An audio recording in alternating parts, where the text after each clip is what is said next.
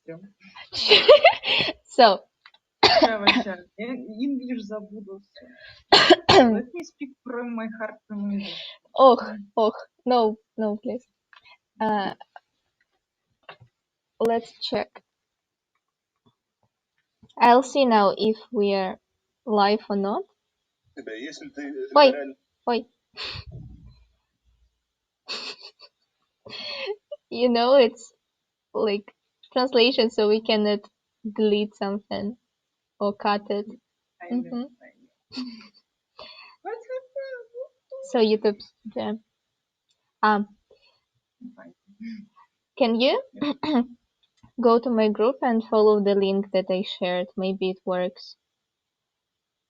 Yeah, we are live. Yeah. Mm-hmm. Привет. So 1 sec. I will share the link again. Wow, yeah, here. Yeah, we are there. Great. Thursday. Usually I have 2 screens and I use one screen to share and one screen to work. But now I'm like that. Okay. That beach over there has 2 screens just Mm-hmm. Hi. I cannot. Three screens. 3 screens. Okay. Oh, So waiting for you. my precious. Okay. So I just posted the link. So 5 minutes. We are 5 minutes late, but it doesn't matter. What about people in France? Do they care about the timings or not? Oh, I wouldn't say that French are the most organized people in the world. Stop laughing. Yeah, here is a French French guy. That's why I chose France. Like, I'm not organized too at all. No, you're not organized. You're just like me. A perfect Russian word. Распиздяй. Okay, so please, I didn't put any like limits. Yeah, but anyway, energetic drinks are harmful for your health, but not for mine. So yeah. So let me introduce everything and tell what are we going to do today. So here is Katerina, and I'm going to ask her something about France, about her learning languages. Yes, because you have been learning a lot of languages as well as like at university and by yourself. Yeah. A bit, but not too much. We'll talk about it. Yeah. Okay. And it's the person who hasn't prepared for IELTS and passed it for like 7.5, which is more than I passed TOEFL. Yeah, because yeah, just because. Yeah, I'm not gonna talk about it today. So just about languages, about countries, about personal experience, and just chilling atmosphere. No pressure. Yeah, just like that. Absolutely. Ask anything. Okay. Yeah. So I'll open the stream on my tablet, but without without the sound. So if we have any comments, I will see them. Okay. Yeah. So 3 words about you. So how do you think 3 words that best describe you? 3 words. Maybe adjectives. Adventurous. Okay. So let it be nouns. Unlucky. Lucky. Yeah. You're like a person. But you know, unlucky too. Yeah.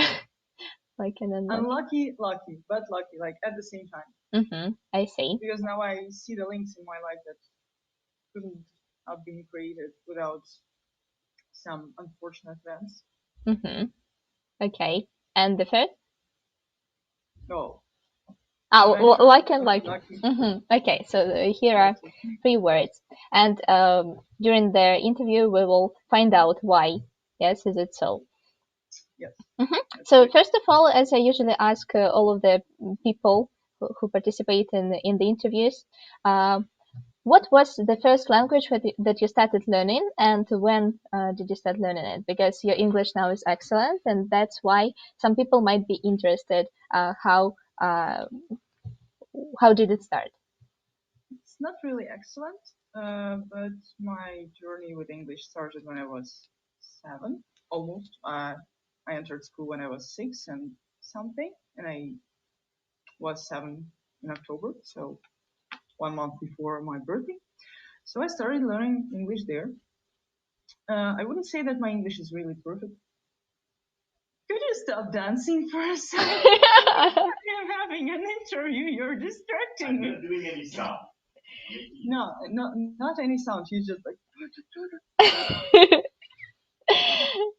my Okay. husband there.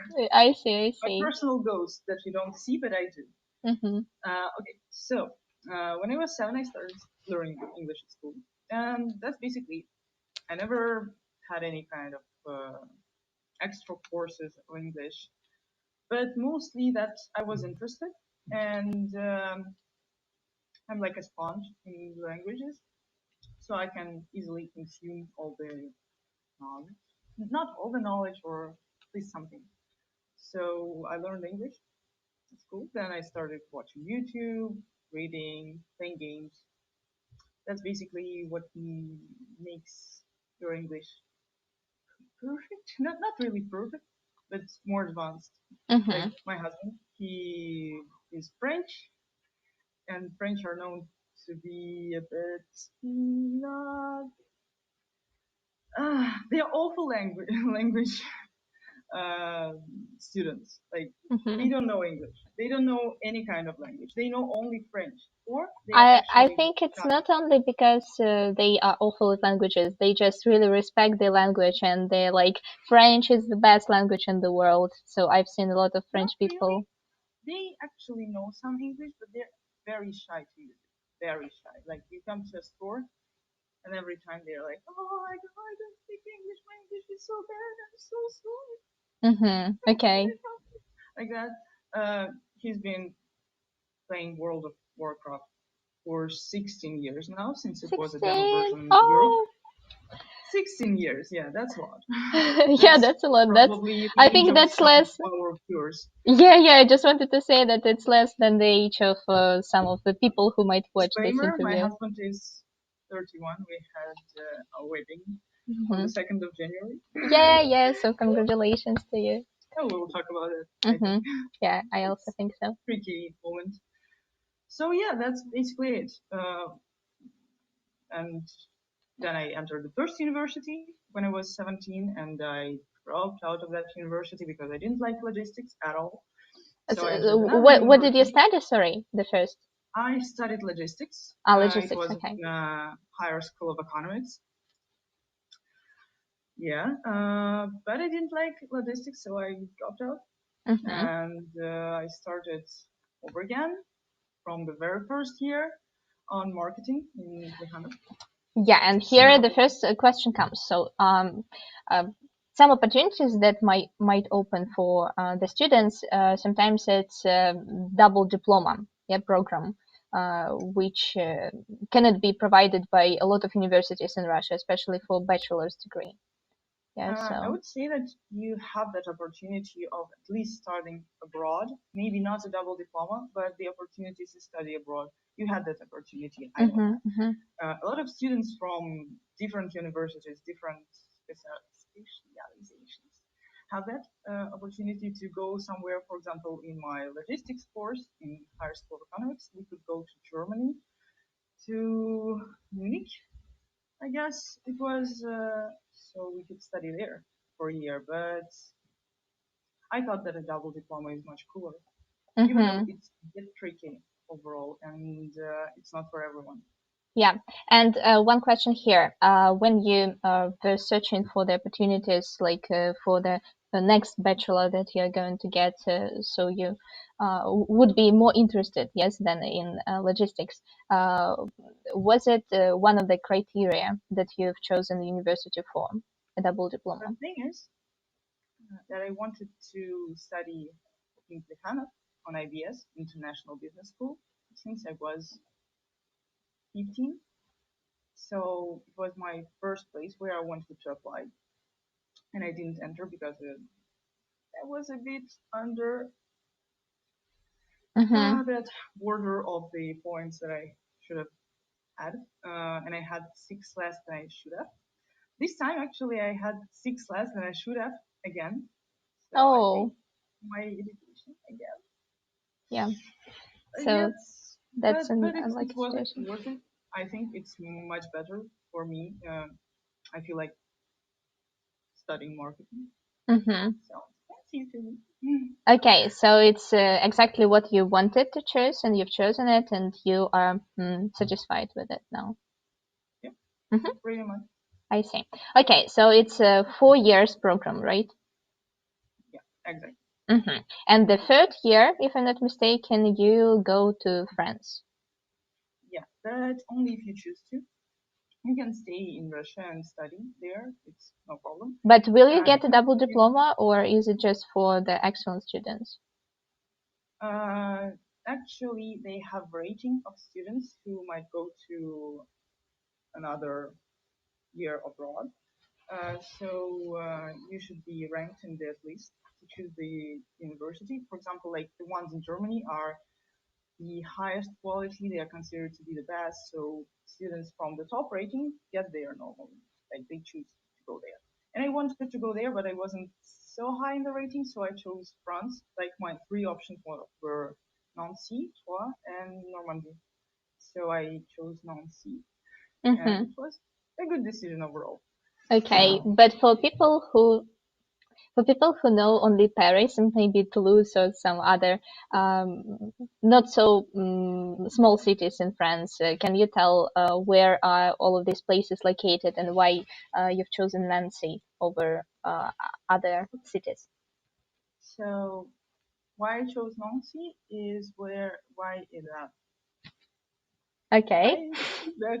today. I'm sorry. No, it isn't. So I chose it because it's a long-term partner of our university, and everyone was super satisfied. Like everyone had such great reviews on it, and I was like, okay, yeah, if I choose from those 3, I will go there. It's very highly ranked among the private universities in France. So private universities here are not like in Russia when you know that private university probably something like Synergy. Yeah, exactly. And if you go to private university, yeah. it means like it's equal that you just buy a diploma. Well, yeah. In Russia, we think so. Here, it's much more common to have a private university, to go to a private university. Of course, it will cost you much more. For example, public universities are free of charge in France. So if you actually know French, you could try to enter, but you should know French and you should do the exams. For example, my husband, he's an audio processist. Um, it's like 500 euros a year. Oh, 500 euros a year. 500? How Wow. much? That's much. How come?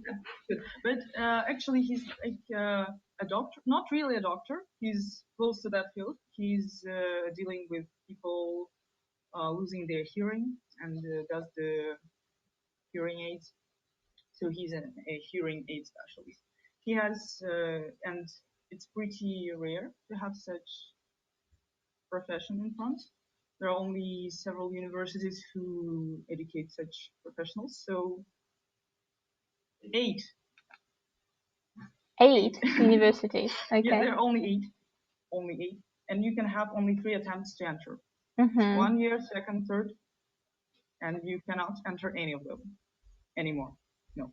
Okay, I see. So he had to try twice to enter, but it's a good profession here. So, like the public education, pretty good, but you need to pass the exams, you should be good, and you should know French, obviously.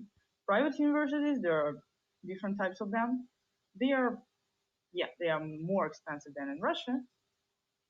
And yeah, one question here. I know that your education wasn't free, so you paid for that. And the year that you went to France, did you pay the same amount of money that you pay in Russian university, or did you pay for like French year? That's the thing about the education here.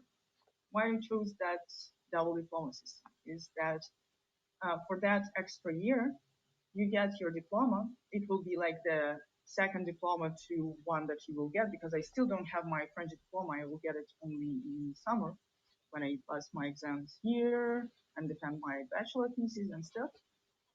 But for this year, you have to pay only in Russia, not here. That's the point of the exchange. So basically, this is exchange with the double diploma system. The same with the usual exchange that I got because I didn't pay for my stay in Spain. It was also free because the universities have this like international, how is it, support? I forgot the word. Partnership. Partnership, yeah, of course. I forgot to take water. I'll wait. I'll wait. Can you give me water, please? Thank you. Okay. My personal sleep. Yeah, that's cool. Because I don't have water. I have coffee and yeah, my usual stuff. Yeah. Well, yeah. By the way, about water in France, if you don't like spending so much money on water in France, drink the water that's from like tap water. Okay, it's okay to refill it from in any kind of bathroom, and it will be okay to drink. Okay, that's great. Nice. Okay, so we came to the thing that you started your education, and it was international management, yeah, international business. How? What is the name of specialization in Russia? Russia, my faculty is international business school. Here it was Bachelor of Business Administration. I see. Okay, so what are the main subjects that you studied, and maybe the subjects that you think are the most useful in your future profession? And yeah, your basic satisfaction with the subject that you had, and can you apply it into practice, or were the subject just theoretical? Okay, so to understand what marketing is, first of all, let's start from the very basics. What marketing is? Marketing is a field of economics, first of all. It's normal. No, it's not the. It is also the targeting that you hear right now, like the Instagram, la la la la la. They are all a part of marketing. But first of all, in the essential part of marketing is economics. So the very first thing that you have to learn is mathematics, economics, and then you will start like marketing research, how you get data about the market, how you do the market analysis, how you do this, that.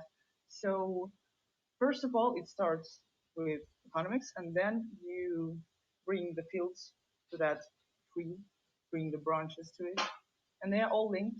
Overall, you understand that, even though, well, okay, maybe I'm not a fan of having stuff like philosophy and stuff, especially on the third year, for example, or like here I studied French culture, third year. Third year is the last year in France, so I'm not sure it's a good thing to study, like to fill the credits with. Yeah. Yeah, I would say so. It was like that. But first start with the Ghana, and then we'll move on onto the French university. So in Ghana also we have stuff like well, well. Okay, IT a bit, very useful nowadays. IT? I actually regret IT. Uh-huh.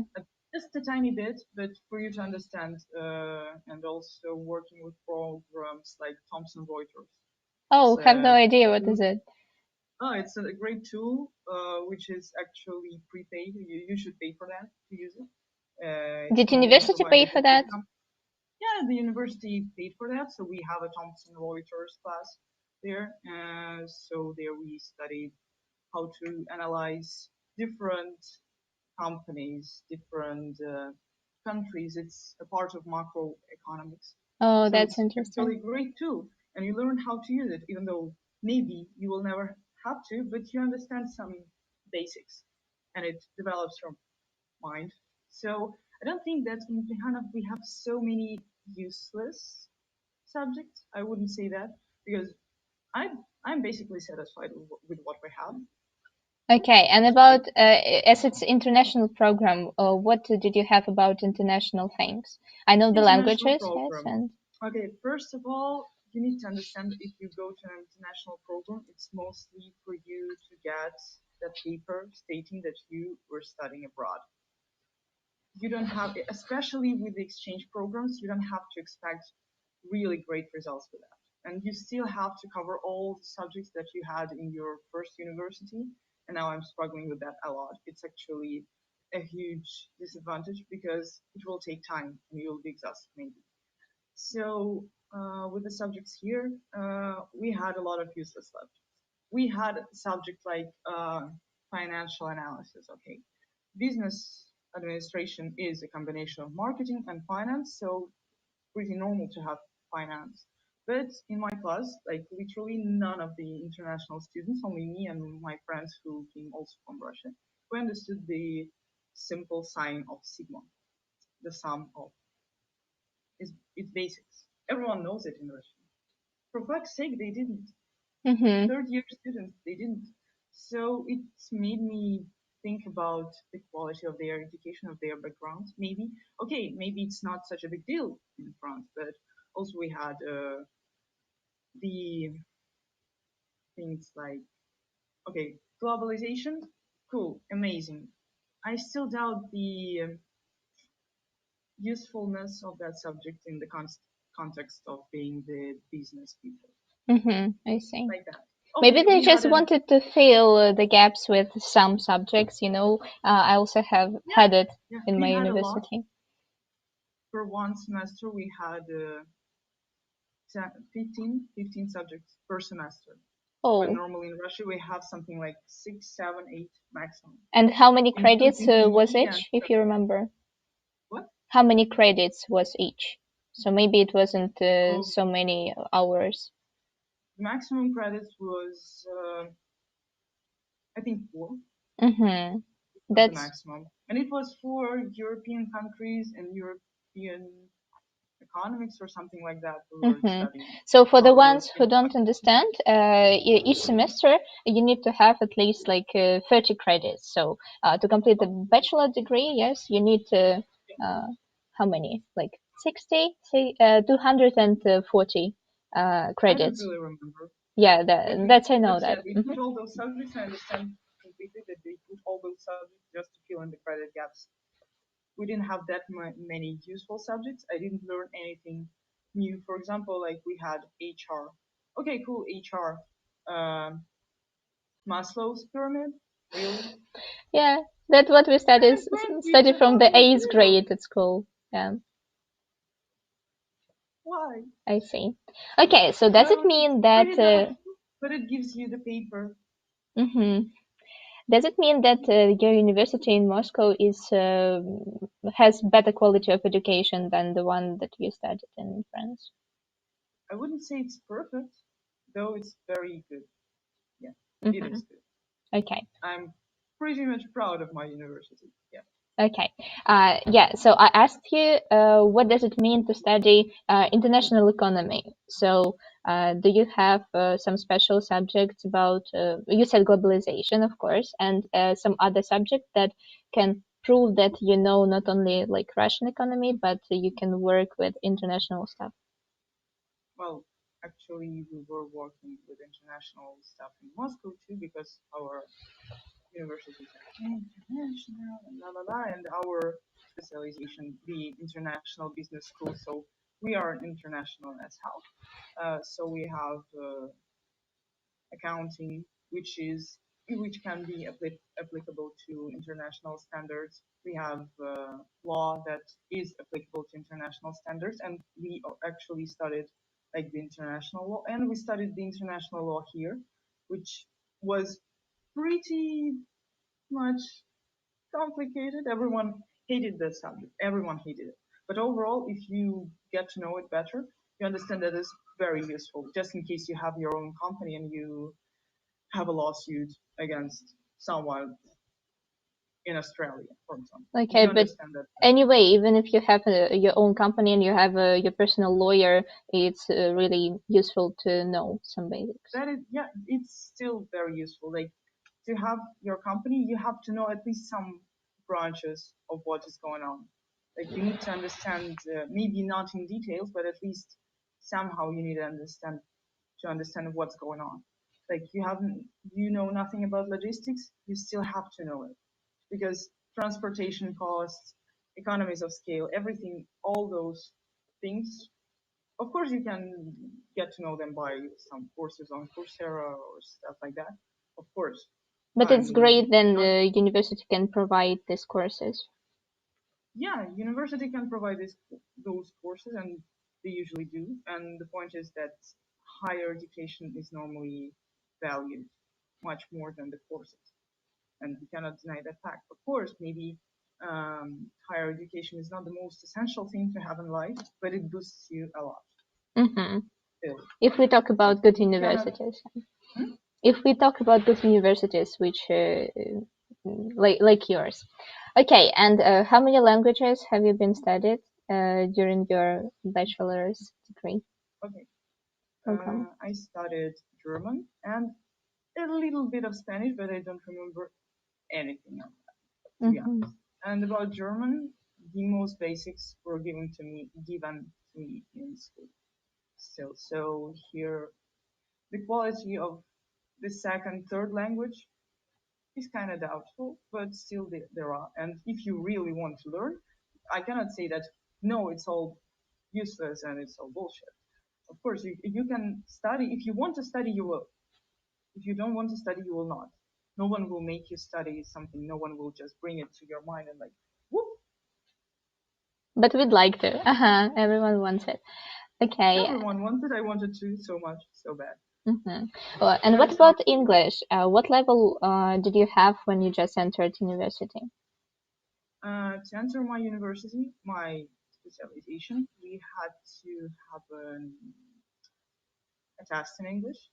It was something like a small giga, Uh-huh. really small. But it Uh, wasn't like Russian state exam. You just had some entering exam. Yeah. so we had the Russian state exam, and we also they gave an extra one, small one, to prove if you actually have that level of English because you have to study in English. I study in English in Russia, so So all the yes, subjects were in English. all the subjects were in English except for PE and stuff. We even had lectures in PE, and it's a whole new subject. I could talk about it for ages, but it's not the point. Yeah, it's weird. But yeah, we study in English, and here I also studied in English. So to enter the university, I have to have something like B2. Not too much.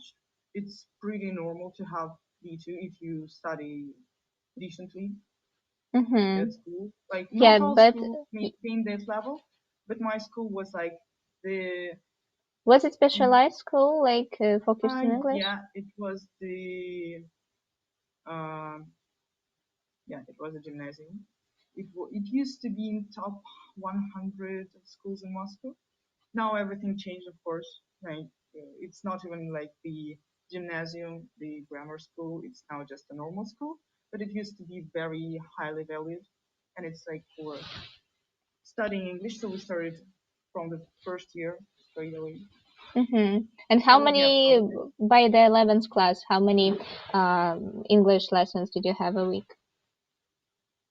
well, I would say two, three.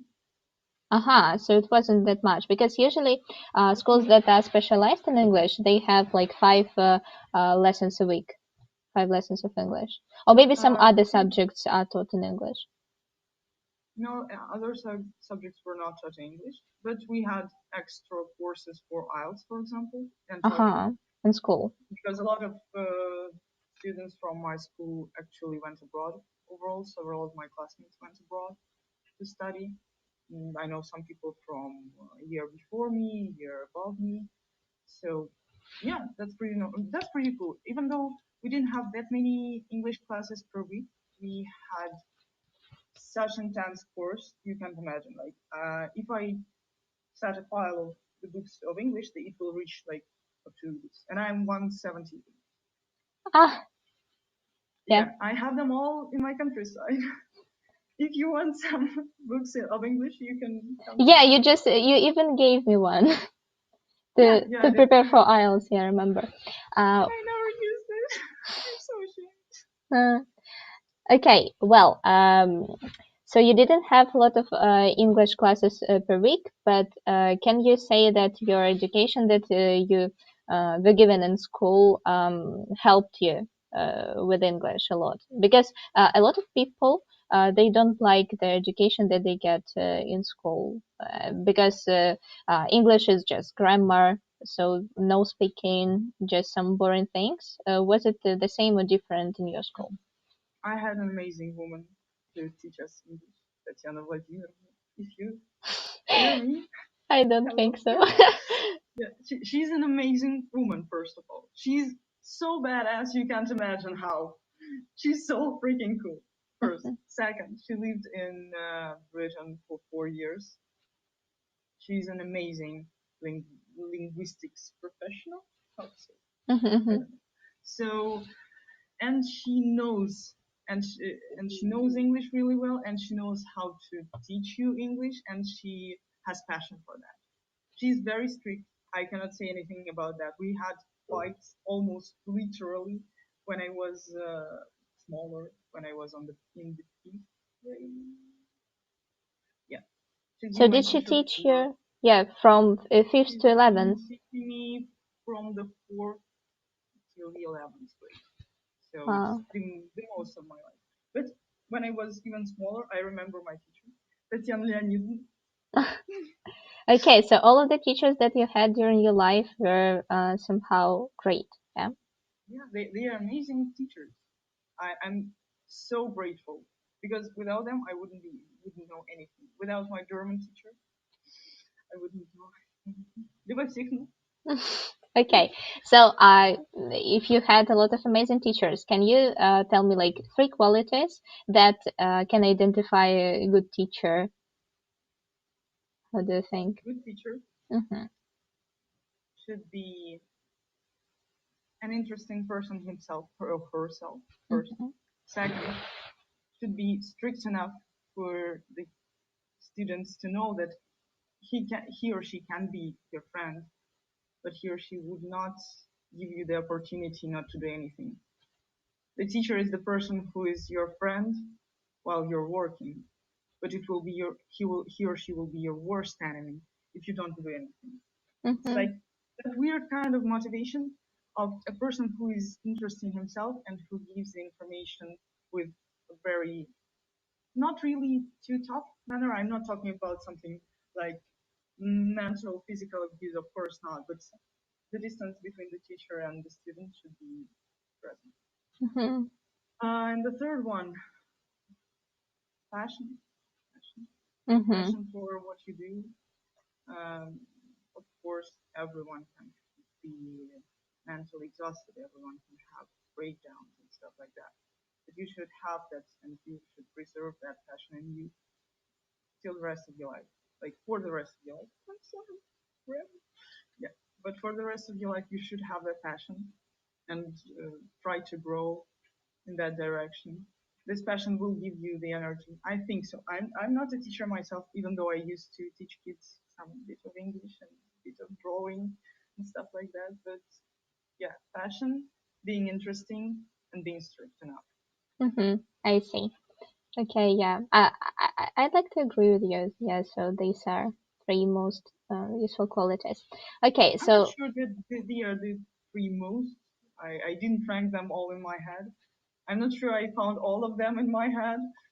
But you were given only like three gaps to fill, so you filled it. So you entered university when you had B2 level, and all of the subjects have been taught in English. Can you say that it improved your English a lot? So you know now a lot of academic vocabulary that you used not to know, and was Not it really.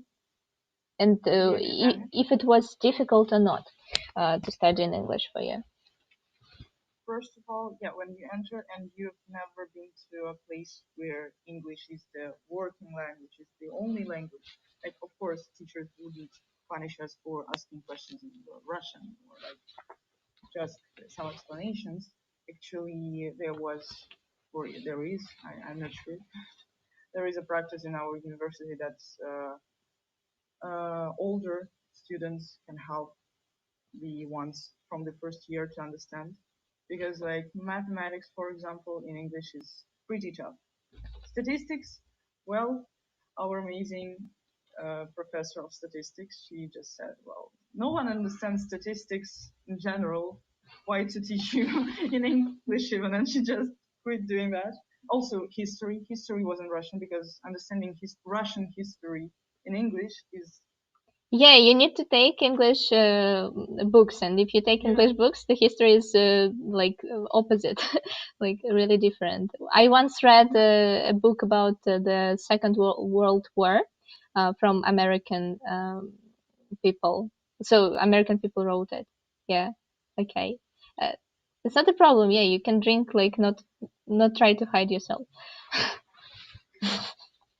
Yeah, and like the some from of the. Austin Powers.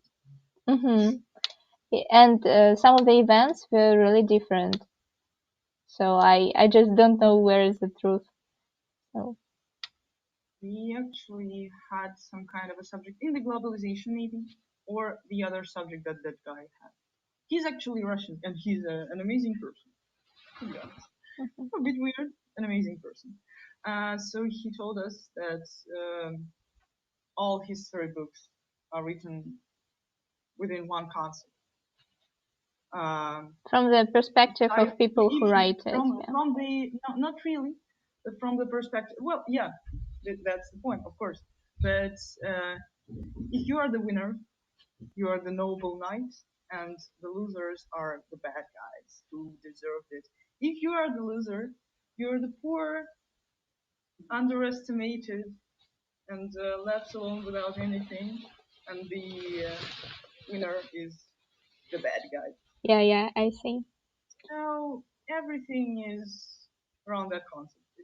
I wouldn't say that it changed my mind on all the human history, but yeah, it brought me some light. Okay, so history is kind of a subjective subject. Okay, and you were taught in Russian. And you told about mathematics that you were taught it in English as well. How do you think would it be difficult for you to pass GRE test if you need it? The thing about mathematics is that if I don't study it for some time, for example, like a year, I forget it completely. Like Mm-hmm. my Russian state exam was 70, and now I can barely write it to 30, I think. It's Mm. really complicated. The same with Russian, the same with English. I had to study for my exams in the university. I had to study at least a tiny bit for my IELTS exam, like to scroll through. Now I don't think that I will have the 7.5, just because it's not necessary to have all that linguistic stuff in my head. Mm-hmm. Anyway, But how do you think would you be able to talk about houses now? oh my god. Yeah, you tell this story. No, no, no, absolutely not. I cannot talk about houses. I don't know Yeah, anything so about here is houses. the difference between IELTS test and TOEFL test. In TOEFL, they usually ask some academic topics and something connected to your study. In IELTS, they just ask anything. It can be really anything. It can be about music, about cooking, and you cannot be prepared for anything. So, for example, they can ask, "What is your favorite cuisine?" And if I'm not interested in cooking, what can I answer? Like, because I just haven't thought about that before. No, I like cooking. I Mm. would sell my soul for that question. I was getting ready for anything. Like guys from my class who also passed the IELTS. I was like the last one to pass it. Me and another girl. We waited till like the end of that season of IELTS, like 2 weeks when they have the IELTS. By the way, IELTS, sorry for and we have to interrupting. have the paper now. Yeah, did the university pay for IELTS or did you pay yourself? No, you paid we yourself? ourselves. Mm-hmm. And we were told to pass the IELTS as early as possible. I'm the procrastinator. Ah. And it was actually a risk because if I got less than 6.5, I wouldn't go because I had to have the paper that exact moment. I couldn't wait anymore. Mm-hmm. So Yeah, same for me. I passed TOEFL during like the last week of possible time. Mm-hmm. last week possible, I passed it. And guys from another group, they had something like, could you talk about purchases and like customer experience and la la la la la, something that is so much related to our Field, like yeah. normal field of studies that they had no problem, and they still were complaining. And me, houses. Like, what was the exact question that you got? My questions were, first of all, they asked me about the pet, if I have a pet. And Oh, it's like, I think it's the trickiest question because what can you say about pet? Yeah. Yeah, what do you say about pets? Yes, I have a cat. He's fat and an asshole. Yeah. What do I say more? Yes, I have a cat. He's like this big. He's 6 kilos. He's such a big, lovely boy. I love him. Great, you got 9. You cannot talk about your pet sounding sophisticated enough to pass IELTS. And that's exactly what they ask for. So they want you to use linguistic terms and academic vocabulary to describe your fucking pet. About a cat. His vibrisses are Yes. pointing towards you, asking for revenge. What else? What could I say? And everyone prepared me to talk about something really complicated about space and technology and history, and I prepared for everything. Yeah, there are some questions like how is it? Urbanization, yes, some stuff like that. That's Mm-hmm. what they always tell us, and then you come there and there is like, what, do you have a pet? Yeah, sorry, it's just What hysterical laugh. And then they ask me, in what houses people live? What house do you want for yourself when you grow up? What? So now let's tell people what houses the people live in. I don't know. Let's close this gestalt, you know. Mm-hmm. I don't know either. Okay. Flats and houses. Yeah. That are very, very cold. It's cold here, guys. Don't come here. Yeah, the same in Spain. When I just came, I was like really freezing, and there were people who told me, "You come to Spain, why do you get your like warm jacket?" And I was really sorry for myself that I didn't take any warm jackets because it was really freezing in January and in February. And I was like, "Why don't you have like central heating or something?" I actually doubt my decision to bring a really warm jacket because last winter and this winter we didn't have less than -4, for example. Mm-hmm. You know, in Madrid, for example, in Spain now, have you seen there is plenty of snow? So it is the first time, yeah, from 2009 or something. No, they say in 61 years. Huh? I read it on Reddit, or my husband did. Like it's the first time in 61 years. Yes. Oh wow. Yeah. Okay, yeah. Maybe my information is not correct. Okay. We will check that out. Mm-hmm. I don't know. It's up to you. Mm-hmm. So, you need to get prepared to the fact that it's very cold. The central heating doesn't exist. I think it's everywhere in the European Union and in Britain also. Absolutely true. Mm-hmm.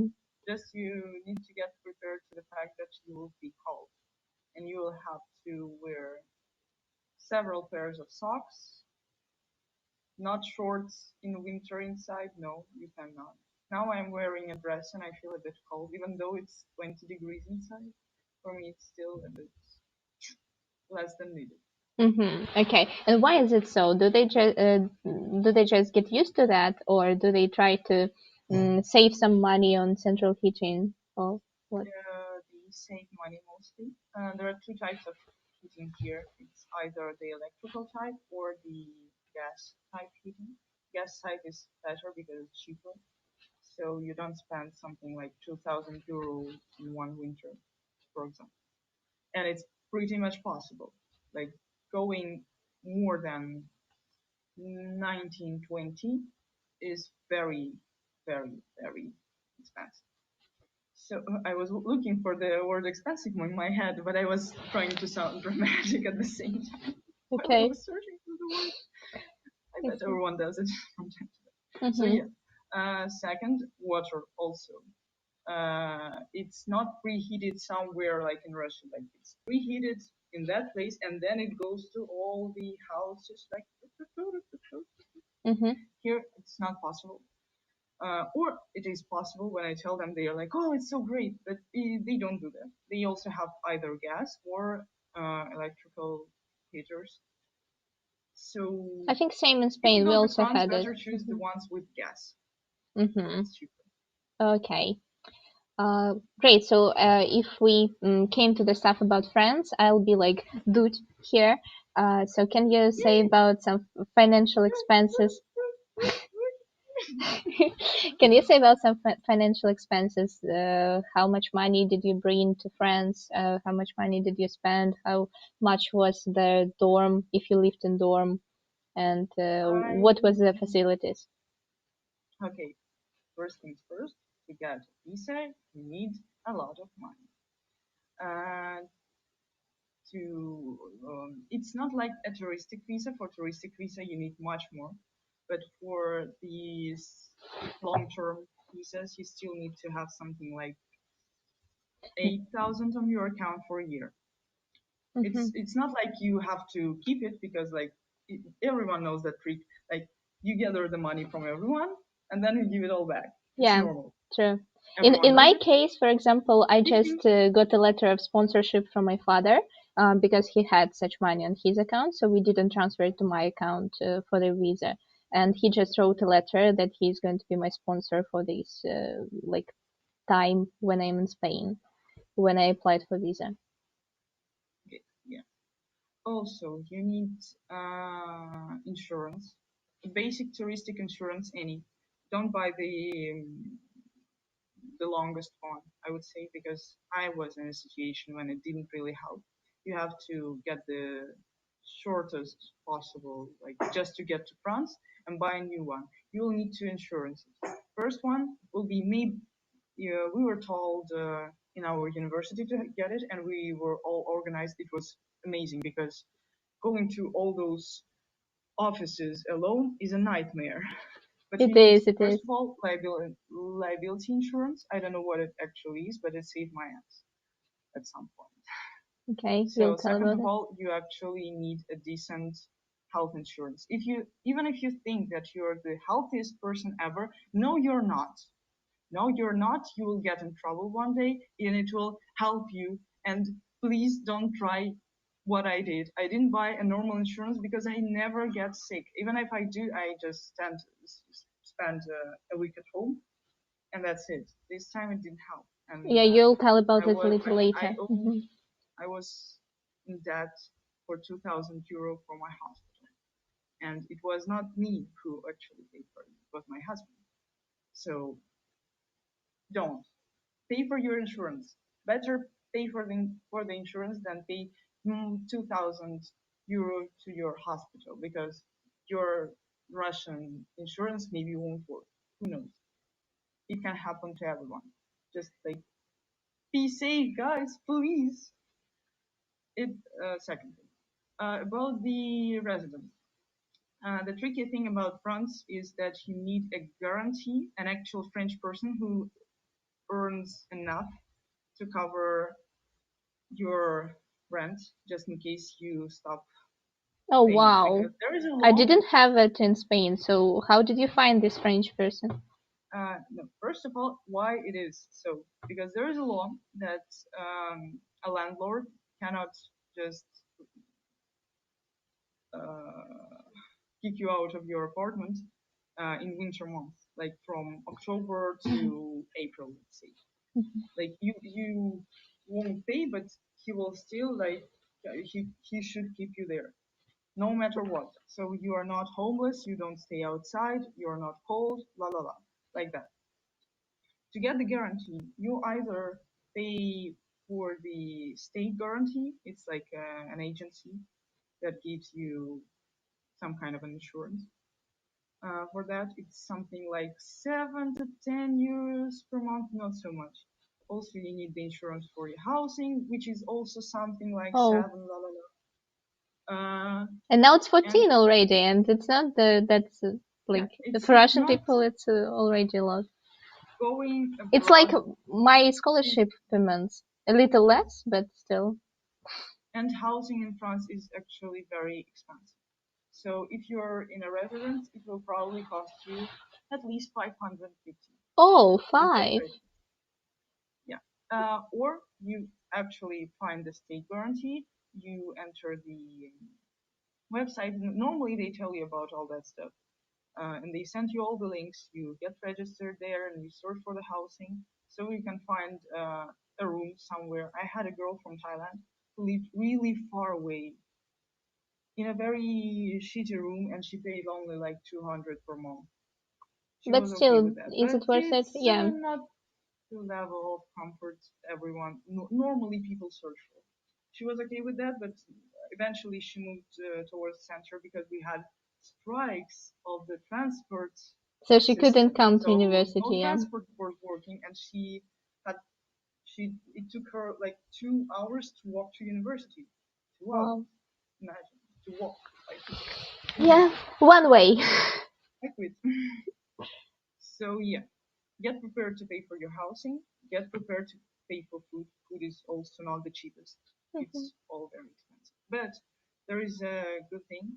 You can get up to 200 baht on your housing. You go to the thing called CAF, CAF, and you fill in the forms. You provide them documents, and they give you money. I got one. Is it 200 per month or not? Or is it just at all? It's up to 200. It depends on your housing, actually. It's like a cashback on your housing stuff. So I got my 174 something. So I had a bit more pocket money. And it was pretty much okay. But overall, when I had rechecked my accounts, it appeared to me that I lived on something like 6,000 all that year. That's actually this is the point that actually saved my life at some point. They thought I'm that poor, they paid for my operation, for my surgery. Yeah. Okay, so it's like 3,000 per semester, right? Yes, something like that, but I live the whole year. It depends. I cannot like give you the sum like that. But it's okay. I'm just comparing with the Erasmus Plus programs. They give you usually like 3,000 and like 3 to 4,000 per semester. So it's something like that. So it's not that expensive if we compare with like European countries, but it is really expensive if we talk about Russian salaries. Yeah, it is. It's very expensive. Yes, going abroad is expensive. You need to get prepared. And it gets even more expensive. One girl from my university, she was lazy to exchange money to euros when she was about to go to Spain. And it was like 70 or like 80 when she was lazy to do that. And then it just became 100. And she was like, oh. And yeah, she exchanged all of her money like for this exchange rate, and it was like awful. I went when it was 72. Did you change it? Back when it was 90 already, and I'm like, what the hell? Yeah. How? But did you change all of the money before you came, or yeah? Yes, I changed. I had an account. Like my mom had an account to save money, and she saved it in euro. So Oh wow. it helped a lot, and I had some cash on me also. Okay, so Actually, about when cash, you got like this almost 200, it was much more, yeah, than you thought it would be.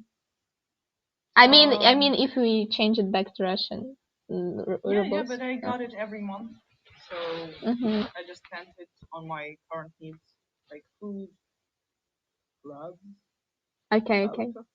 I see. student cities, like Yeah, I'll ask you. I'll ask you about nightlife in France. It's also interesting yes, thing. Yeah. sure, Mhm. absolutely. Okay. Yeah. So let's stop here, and I'll ask you: is it worth it to spend so much money to get an international experience in that you got, or maybe it could have been better somewhere else? Well, for me, it's a bit of a stupid question. Husband here. Yeah, yeah, I know, but let's leave it behind and talk about education. Yeah. About education, I still think that it's a great bonus. I don't think I would do the same again, according to what I experienced here, and it was quite a journey. But without all that, it was a great year. It was a great year. I liked it. Even despite of the confinement, despite of all the complications that we had with all the transport and everything like that, it's still great. It's still great to live somewhere if you have the opportunity to do it. If it's your last money, no. If uh, you tend to be too exhausted of stuff, also no, like me. And now I struggle a lot with my current studies. But in general, with all those exceptions, it's great. It's amazing. You find people who you know better. You find friends all over the world. You know all of them. They are all around. I have friends in China now. I can go to China and just text them and ask, "Can you house me for a day or two?" And she's like, "Yeah, sure, You know, no problem." China is a really huge country. It's like then people meet you and they say, "Oh, if I ever go to Russia, I will text you." And I'm like, "Can you imagine? Like, I'm 1,000 kilometers from Moscow." I Yes. mean, they are from the big cities, Yeah, yeah. and I Okay. have friends almost in every big city of China now Wow. because we had 26 people in the two groups, which Mhm. was already a quarter of all the students in two groups. Okay. So no problem with the Chinese Mhm. and Americans and Mexicans and Brazilians. And were they also international students, or did they come like to study in that particular university for 3 years? But some of them were Erasmus students. Some of them, like the Mexicans, they were actually paying for that, or they had some kind of a scholarship. One girl was like, she was like one of the best students in Mexico. La la la. She had like startup projects. Like she was crazily smart. And I, she I was chose looking at nice her and I Nancy. felt Yeah. that energy of the intelligence that was going from her, and I was like, oh my god, I'm so dumb. I'm so freaking dumb. That's all I could think about. And she got the scholarship, but it's like a rare thing. Mhm. Chinese also got here with their own money, I think. Yeah, Mhm. and but they are actually pretty rich normally. The ones that come there, they have Mhm. money. Yeah. China is not anymore the country of the poor workers of the plants to Yeah. assemble Now the. they are the rulers of the world. Yeah, they are Mhm. cool. Mhm. I see. Okay. Uh, well, so here I asked you everything I wanted, and let's come back to the topic of your um, lucky and unlucky stuff. So, what happened with your insurance? Why didn't it help? And why was this year not as good as it could be? Okay, so first of all, when I came here, there's there were strikes. As we all know, French are the people who love to the revolutions. Hmm. Even How love often? always. How often were the What? strikes? I know that they just stop working like at least once a week or something. Not really, not really. Such huge strikes, they happen not that often, like once in several years, and it's not always the transport thing. But this year, in 2019, the transport workers started going on strikes. That's why we had delays in transport, in any kind of transport, basically. The buses, the trains. I'm not sure about the planes, airplanes. You go?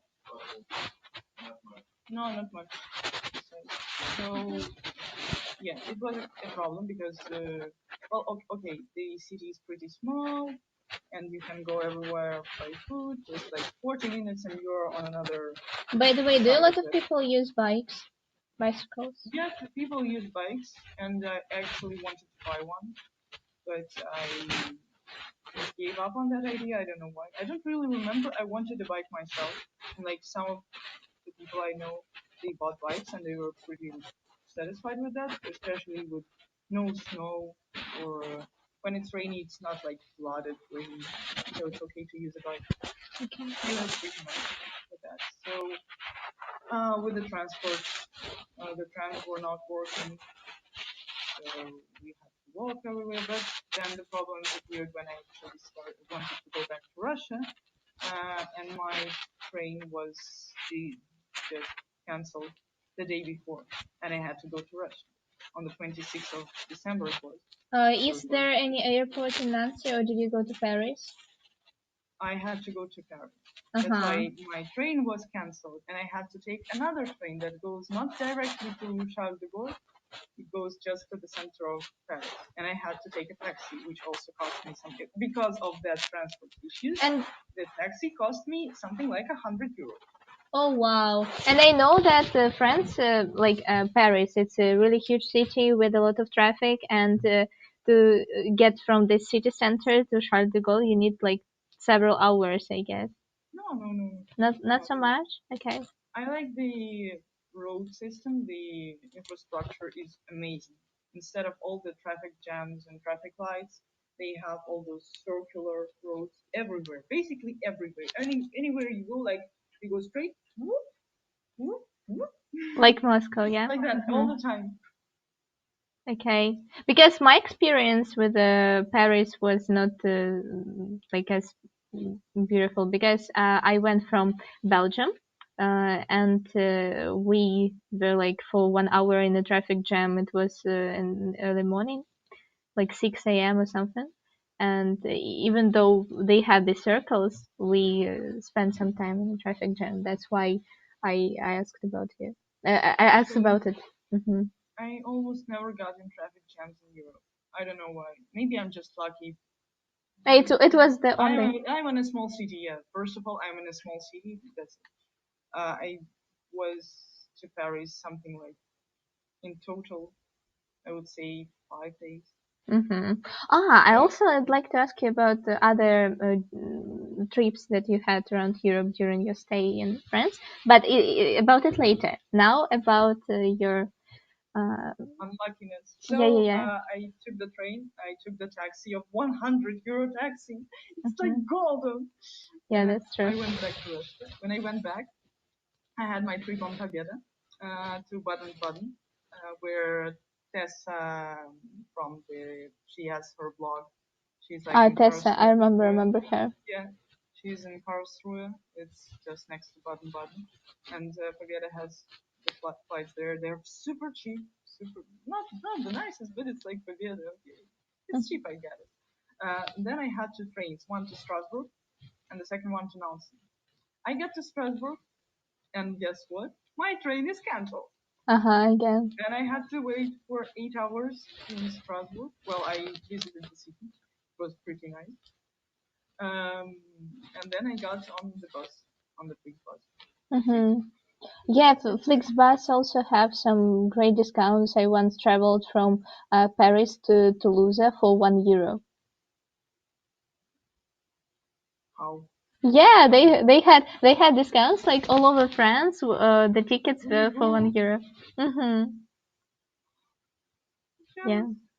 Yeah, but You will, I guess, one day. By the way, right now, is it a complete lockdown in France? No, but we have a curfew at 6 p.m. So we are 8 minutes into the curfew. Mm-hmm. Okay. From 6 to 6, and it's been like that since the 2nd of January. On our wedding, we had the curfew from 6 started Oh, first. Before that, it was from 8, that's a and bad they thing had because it. I like night like walks. Don't you miss night I walks? like night walks too. When Mm-hmm. we had the first lockdown, we also went outside at night and walked Mm-hmm. around And without mosquitoes. do they check it? Do they give the fines? We never came across any policemen.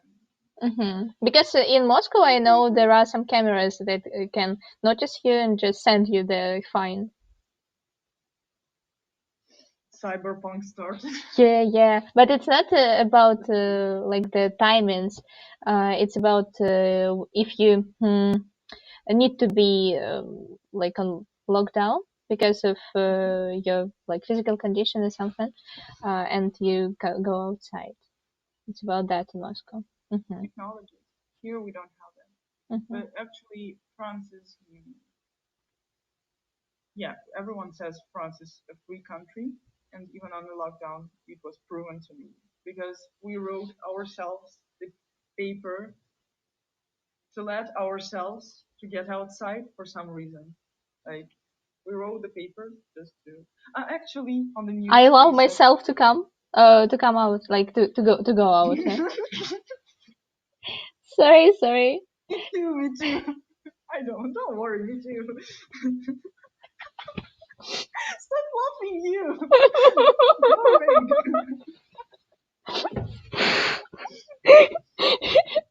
He says hi, by the way. He knows you. Hi.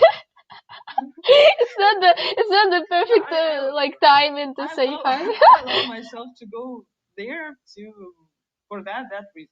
Like when you go outside at night, you also need to have a paper. I do that because I'm that or that. Like I had I'm tired of sitting home. Please. actually, several days ago there was it was in the news that a guy was fined for being outside because he actually had that paper, but it was written he was outside at night because did he say? He wanted to kick someone's ass. He wanted to kick someone's ass. Literally, imagine that. Well, you're fined for that. Okay. Sorry, Mhm. you cannot go outside to kick someone's ass. It's like you just say that you're going to do some crime and you write about it. Yeah. Yeah. So yeah, Okay, so what else about unluckiness? unluckiness. Oh, Mm-hmm. my very best unluckiness ever is that on the 18th of March, when the lockdown actually started, we were like 3 days into the curfew already, and we decided to move together with Hugo because like why to stay alone during the lockdown? It's okay. So we decided to move to his place, and we went to mine, pick some things from the fridge, not to spoil and stuff. And this is what actually saved my life. He is what actually saved my life, but because uh, I was next to my refrigerator, which was like not too tall, like up to my like 1 meter tall refrigerator, like small one. Mm-hmm. So I was in front of it. I think I was on my knees or squatting. I don't remember. But I stood up and I felt that dizziness in your head when you don't see. La la la la la. At that point, I was like, okay, happens. It's normal, like to have bad blood pressure and stuff. But it never went away. So that's how we found out that I had a stroke. My brain decided to explode itself. So everything else, it was pretty bad. Not too bad. It was a small stroke, small but mine. So I felt dizziness.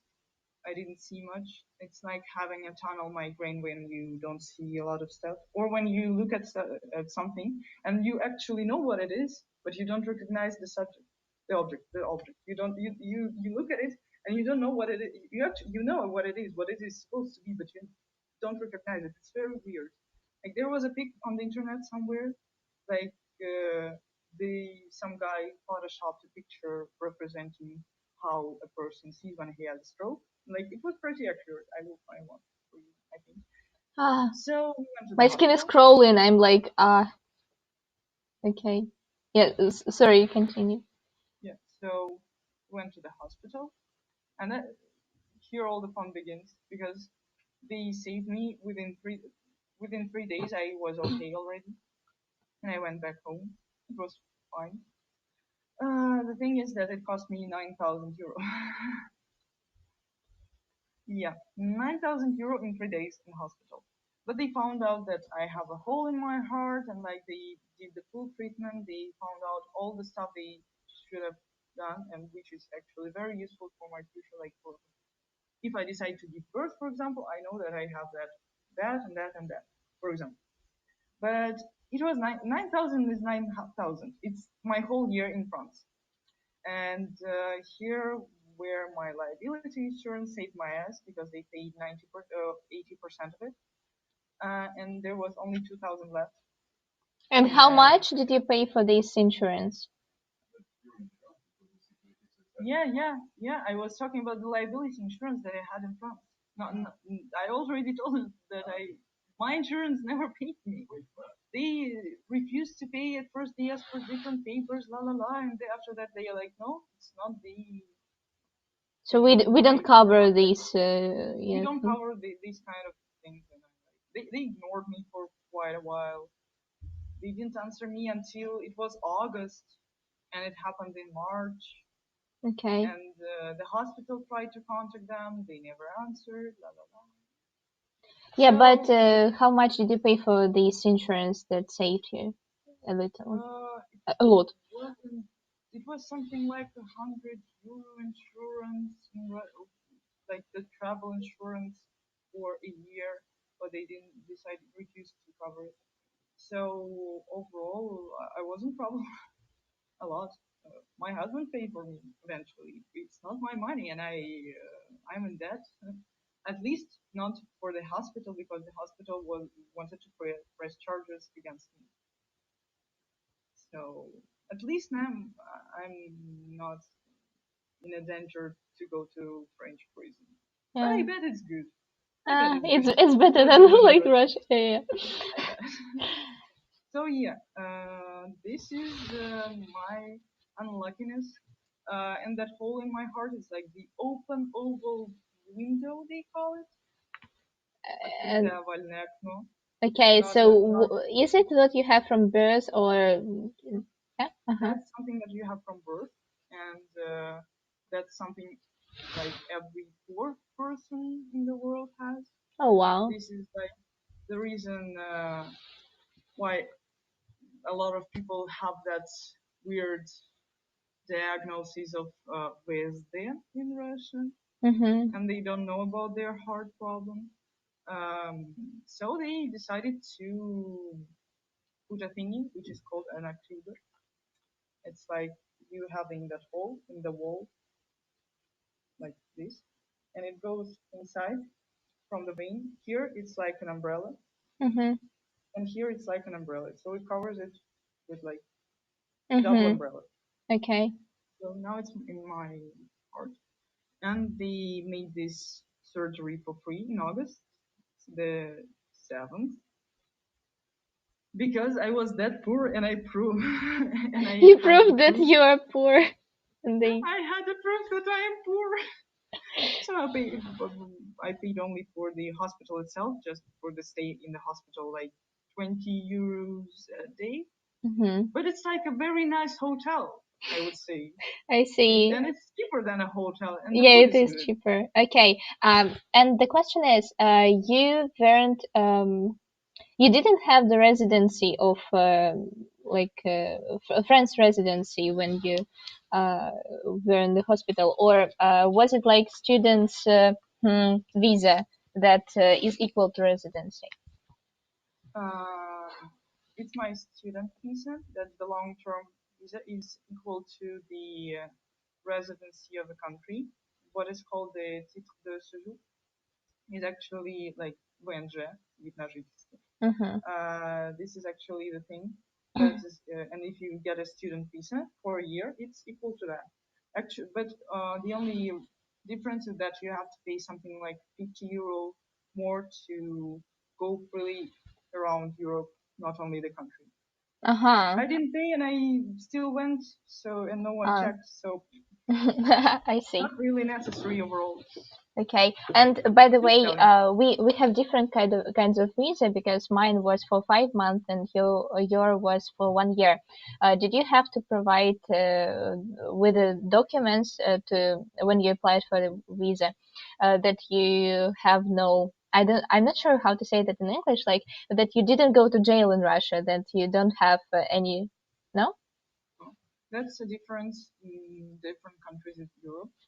Some countries want that document. Like, for example, getting married in France is one set of documents. Oh, you also needed some documents, yes, to get married. And going to Belgium, for example, to get married, because I have a friend of my friend who went to Belgium to get married. She needed that kind of document that she was never imprisoned, and the documents about the health of her kids, that they don't have anything that can be harmful for the society, and there is only one clinic in Moscow providing that document, and it cost her. She has 2 kids. She got married, and so she had to pay 2,000 euro for like 1,000 for one child to get one paper stating that. And what are the diseases that can be harmful for the society? Like, is it some mental disease? You're asking me? I don't know, just rhetorical question. You just told me. I was like, okay, at least I don't need that. Yeah, because you don't have kids, yes. Thanks God. I had to provide the document that that I'm not married, and I was never married. Not really that I was never married, but like you're not. Yeah. Pain, that I like that I'm telling the truth. That I'm not married now. For example, actually, fun fact: in France, girls can get married from the age of 15. 15. Wow, that's still interesting. Yeah. And what about the age when they can have sex? Also 15. 15. Okay. Yeah, but getting married for girls, 15. For boys, 18. So they can have sex 3 years and then they get married. Yeah. Basically that. Or if they have a 3 years age difference, it's okay. We have almost 9 years of difference, so not a problem. Okay. I'm a bit too old for that. Okay, I see. Well, about did you finish with unluckiness? Yes, was it the last unlucky thing that happened? Oh, well, except for that, the operation could cost me my ability to walk. Well, yeah. Yeah. Okay, but it went good, so everything's fine now. Yeah, it went really well. I still remember my doctor. I will bring him some souvenirs from Russia in summer. Oh wow, that's great. Well, so I saw. Do we say hospitable, or what is the adjective for hospitality?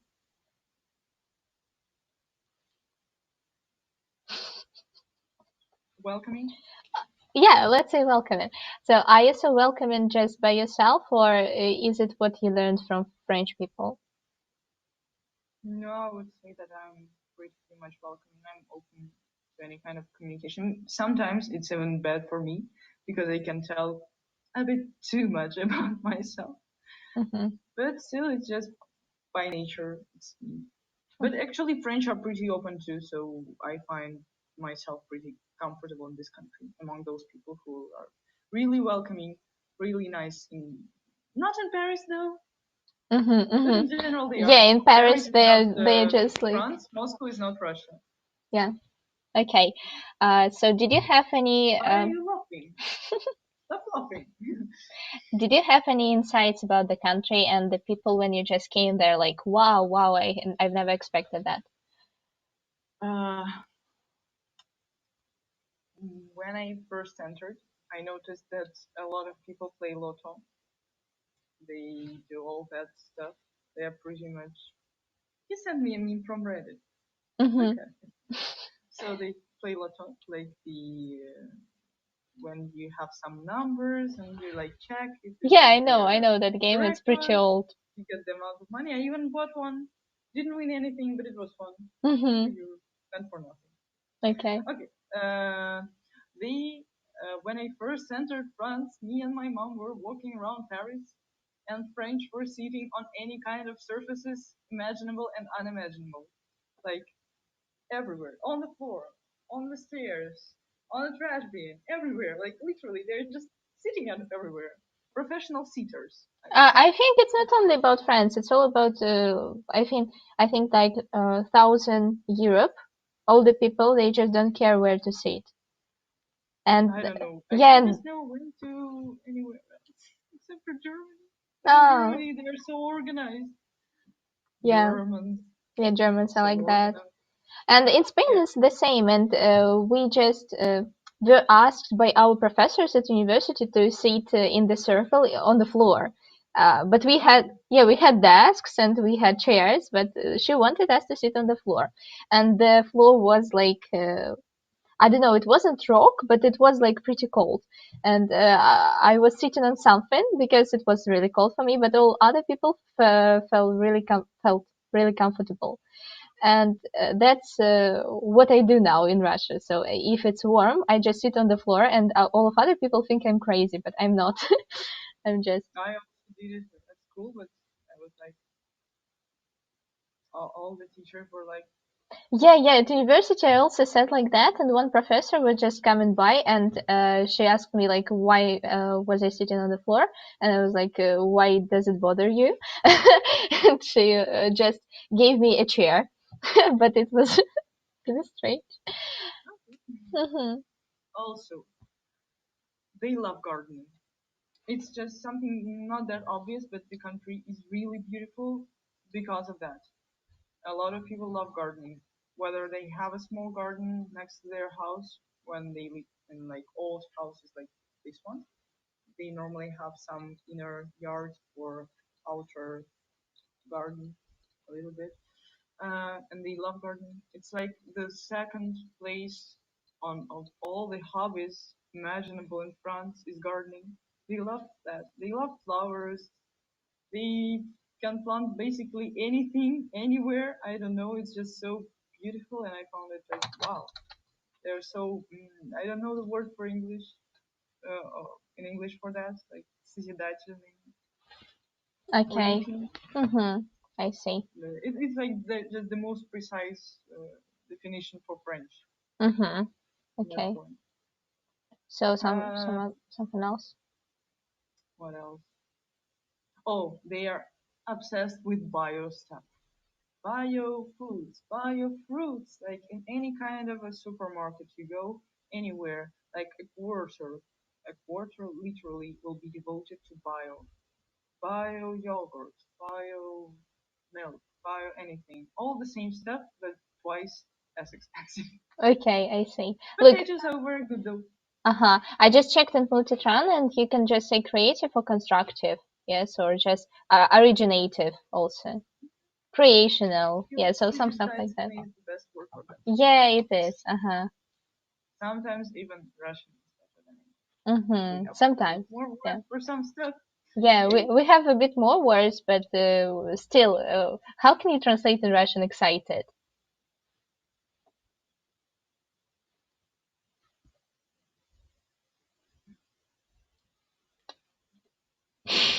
Взволнованный. Приятно взволнованный. Yeah, exactly. It depends on the context. В нетерпении. No. It's not an adjective. Yeah. But still, like it would be the closest, I would say. Okay. Or for example, meaningful or meaningfulness. I like this word.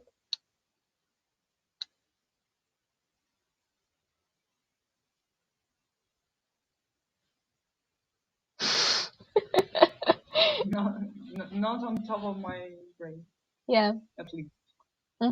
Same for me. That's why I sometimes mix up Russian and English because there are some English words that fit better in the sentence, and sometimes Russian. Yeah. Mm-hmm. Pixel stuff in your head going on. When you are bilingual, you expect yourself to speak two languages, but you just speak half of one language and half of another. I have a video on VK. Oh my god. Oh, we can play it now. If you send it to me, I can just like show it on the screen. I even saved it. Okay. So tell me when you send it. Um, and I also like to talk to you about bilingual stuff because does it make your life more difficult, or easier? You want to play? Yeah. I Is this will play amazing? it. I will play it and oh, sorry. And then you'll tell me about your bilingual stuff. Yeah. I.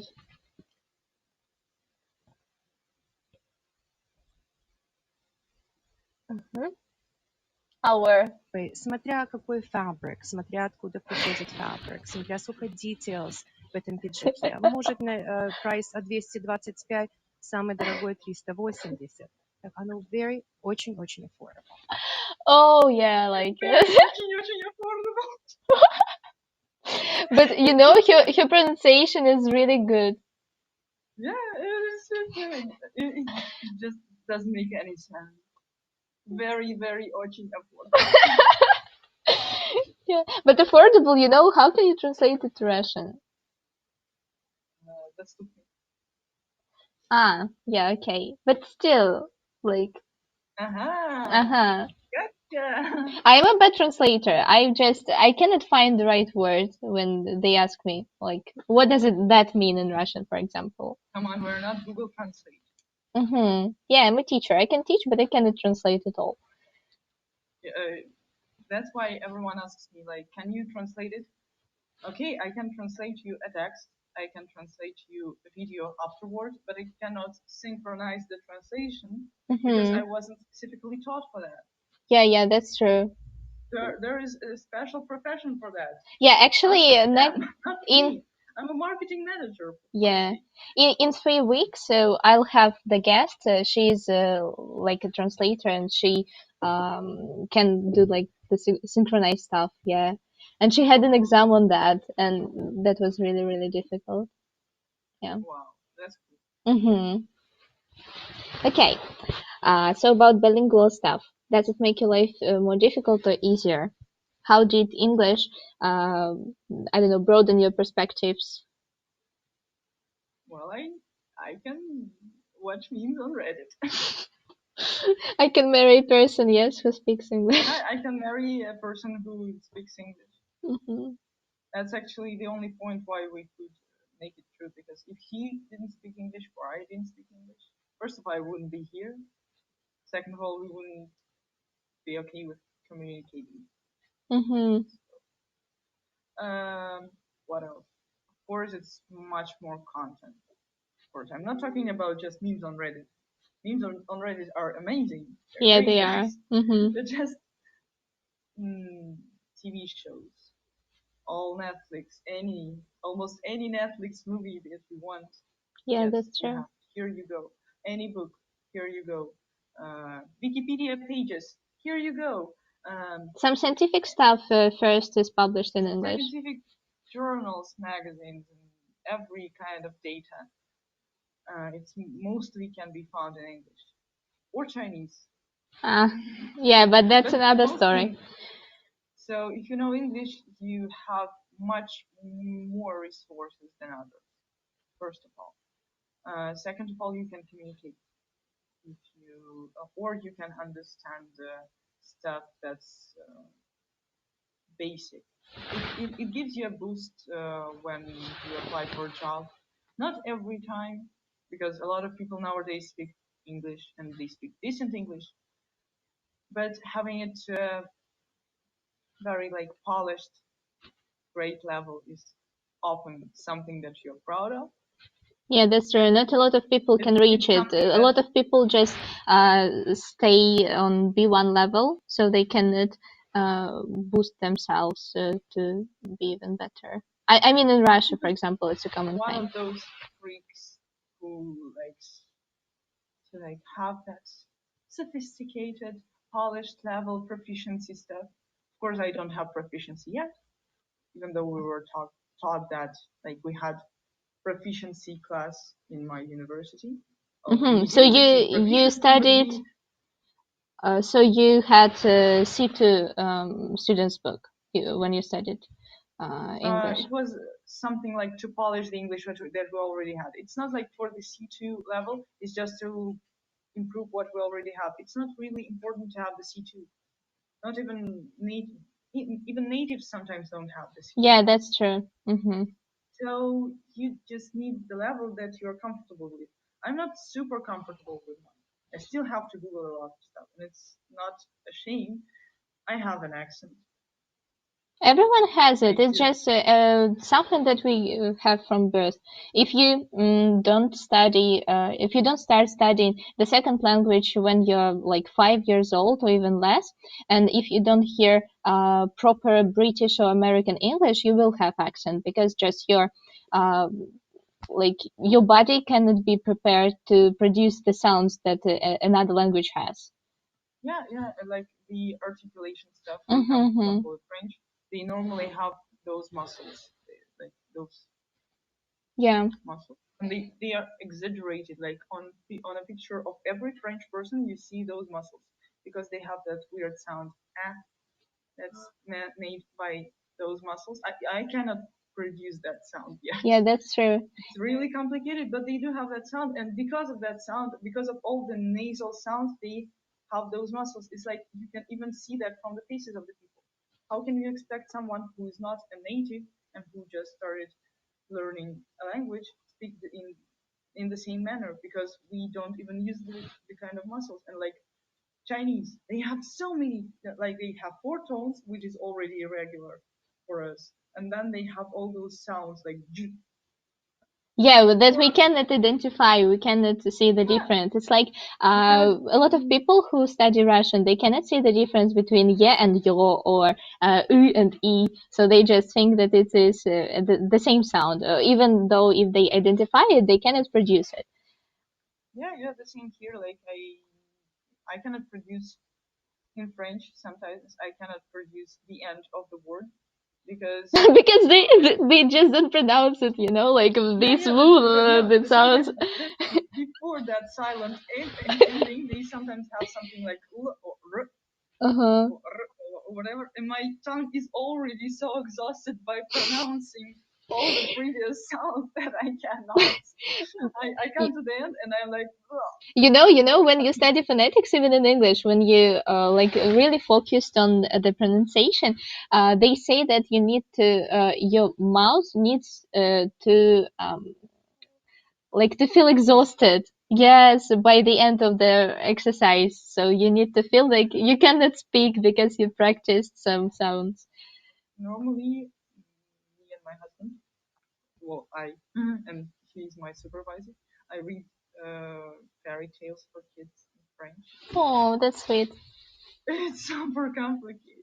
There was really weird one. I promised him that I will complain to everyone I can. There was a fairy tale about a huge beast eating chicken.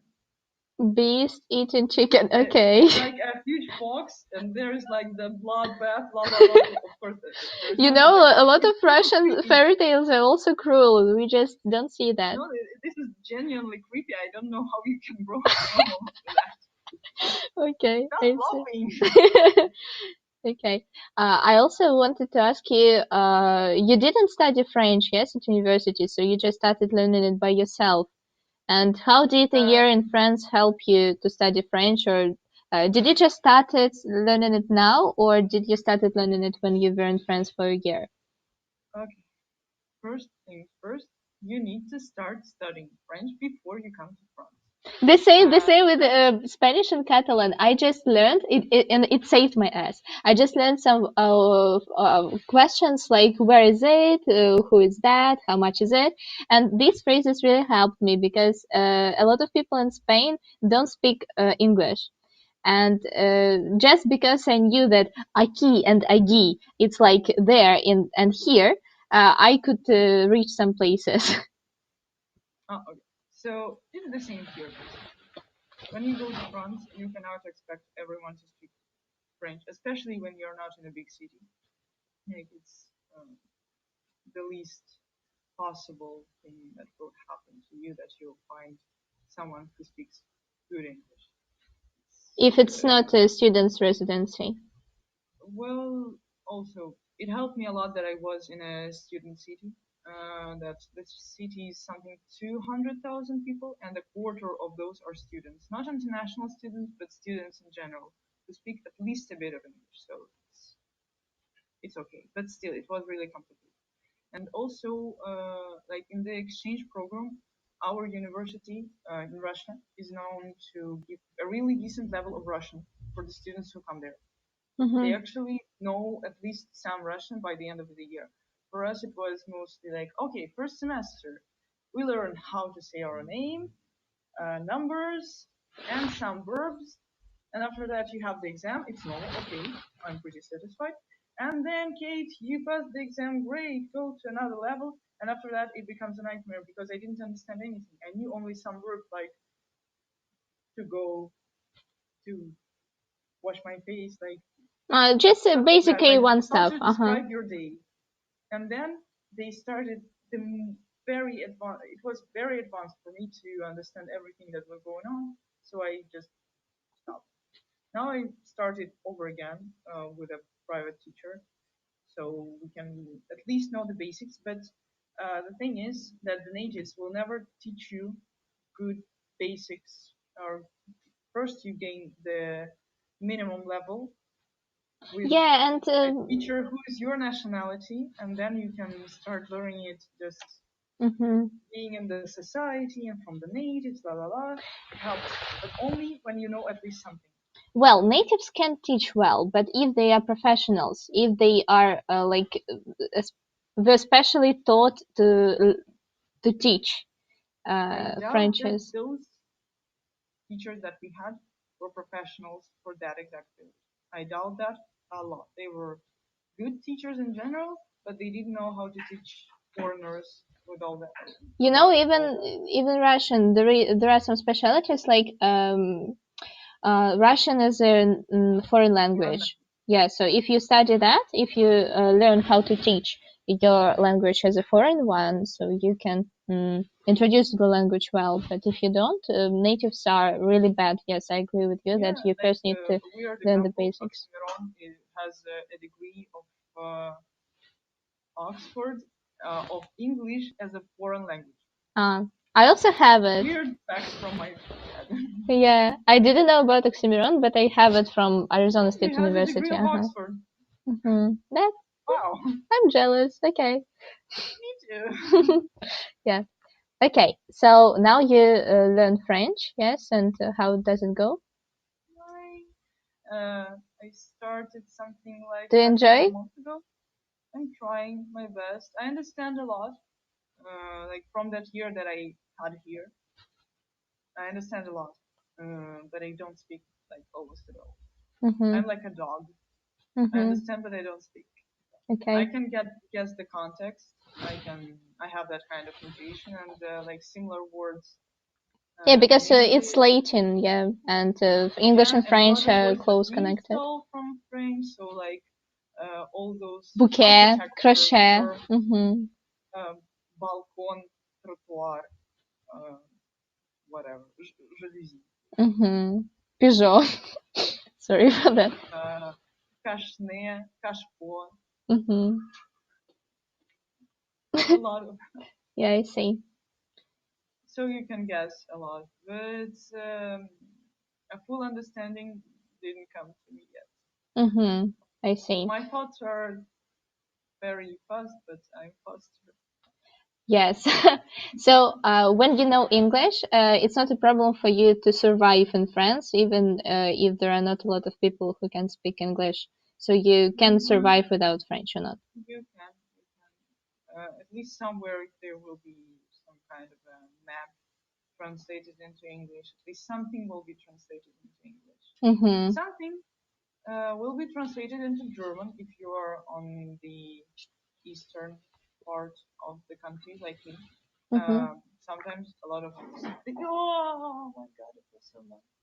Something is translated into German. It's normal. Like sightseeing stuff is translated into German.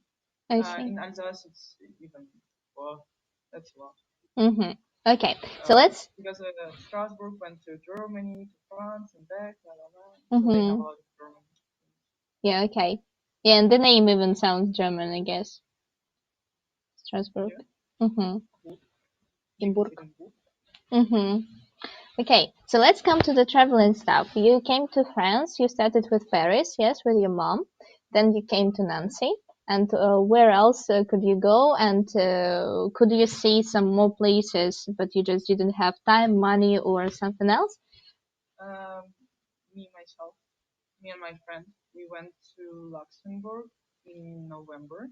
Yeah, I wanted to ask you a lot about it because it's like a small country. And yeah, tell me about it. It's pretty cool. It's very small, but I like that the center of the city is like layered. There is like a top layer, and then it goes like whoop, wow, and they have houses here and here, and at the very wow, bottom there is an elevator where you can go and just whoop, whoop, whoop, whoop, whoop, and it's so beautiful. It's very nice. They have museums. We didn't go to any. We didn't have time for that. We were there for only By 2 the days. way, in Nancy, do they also have some museums that are free every Sunday of the month or something like that? Yeah, we had the museum aquarium where we went for free. It's like some stuffed animals on top and those fish tanks on the bottom floor. Pretty nice.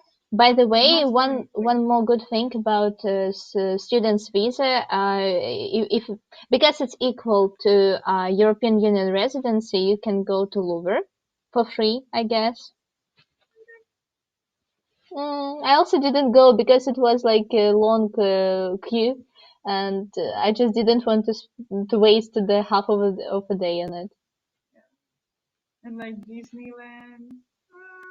But Disneyland, it's still not free. It's like 50 euros or something. I don't know, but like Disneyland is good. I want to go there anyway because like I never went there, and if I'm going to live in France, I need to go Let's there go in summer just to see. I'll come in summer and let's go. Second of all, what is better, they say, is the Europe Park. There is somewhere around Europa Park. Okay, Europa, papa, papa. 2 hours later. We've been talking, but like no one will listen to all that. No one will watch it all. No one. We're just. Who cares? Who cares? We can. Okay. Давай водку. No, don't have one. Bonus version for those who actually watched it. Okay. So, yeah. So there was also some kind of a museum of art, and everyone says it's so good. Wow! I never went there. There is also an opera. And you didn't go there. Why? Why? Did you have any more interesting stuff to do? Going there with someone I already know. Like when I have more time, spring comes and it will be warm and la la la, and we will be done with all our yeah, lockdown. And then the lockdown comes and we do nothing. We just stay at home like eating raclette all day long, becoming fat and fatter and fatter. But yes, I gained 10 kilos. Fatter and kinder. Yes, I regret nothing. Yeah. So yeah. That's it. But there are a lot of museums. If you want to go somewhere, you will always find where to go. Parks, amazing. Awesome places in the city to see. There is like some house that is super popular amongst tourists, and like everyone went there. It was known during the lockdown that a lot of people went there and they all got coffee. Nice. Nice. It's like, It was really nice. beautiful. I also never went there. All the cathedrals. Cathedrals are my love. Oh, cathedrals, yes. You know the story that I came to Paris the day after Notre Dame got burned. Yeah. I Yeah. remember. I just wanted to talk to you about that. I remember, like, yeah, I will see Notre Dame. It just burned. Like the very next day. It's like I asked Katerina like where should I go in to Paris, and she was answering me the night it got burned, and she told me like there was a good place to go, but it got burned. But it wasn't funny at all because a lot of people were crying there. But yeah, it's like also about my unluckiness. Like, okay. Also in Nancy there is one. It's the Basilica of Saint F, and it's very beautiful. And Hmm. it's one of the sites of UNESCO. But I cannot find any decent picture of it. Like, they're all shit. Hmm. I'm sorry, but they're all shit. It's Okay. really very beautiful in person. It's one of the most amazing buildings you will ever see in your life. Yeah. Also, uh, the Luxembourg. So also there is a city next to Nancy. It's Metz. In Russian we say Metz, but it's actually Metz. Hmm. Like, It's like Rome, and we say what? yeah, the city we are in now, is Youth, but in Russian we say Youth. Uh-huh. Super much logic. They are written in the same manner. Hmm. Easy. So Metz, also a nice city. It's a bit smaller than Nancy, but a lot of cool places too if you want to see.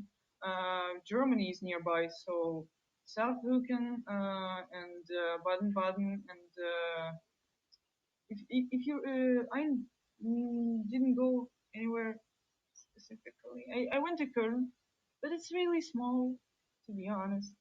I have a friend who lives there and who helped me with all my transportation stuff. He had days off for those days, so we went around the city and saw everything. But it's really small, like except for the cathedral in Köln, you won't see that much. Even though I was there during the carnival, it wasn't that. I see. So, mm, So other actually, German I wanted to cities? go to Italy. I wanted to go to Germany because my mother and my grandmother had to come in April, and they had to go with me. We had to go to Frankfurt, to Dresden, to Did you buy the Berlin, tickets, or and were you we just bought the planning that? tickets. And they didn't give us the tickets, the money back. Yay! Oh, yeah, I that's lost a a lot of money on all that. Like, my parents didn't get the money from Ryanair because we wanted also to go to Spain in summer when I finished my studies, but we didn't. And yeah, because Ryanair is one of the low coster companies, and they don't give the they're money not back. giving our money back a month for the flights. That would have never happened. It's bad. And I still text them every Saturday. As a hobby. Please, please, we need But our it's been a money. year already. 600 for Christ's sake. 600. 600. Oh, Yes. why so much? Ryanair is pretty Like, cheap. we had to go like some kind of a thing with all those tickets. We had several trips. Like, and I think it's in total what we're trying to get back from all those companies. I don't really remember. I Yeah, just text because them it's all the it's time, but really I a don't lot. Because remember. I remember that my first Euro trip cost me like 100 or something for all the tickets, and the second also was something not no more than 100. I'm not the best at searching the best tickets. Okay, Omeo, great thing for the tickets, but not always I had the tickets for that exact destination that cheap. Maybe times change. Maybe I don't know. Yeah, because I never bought tickets more expensive than 15 euros.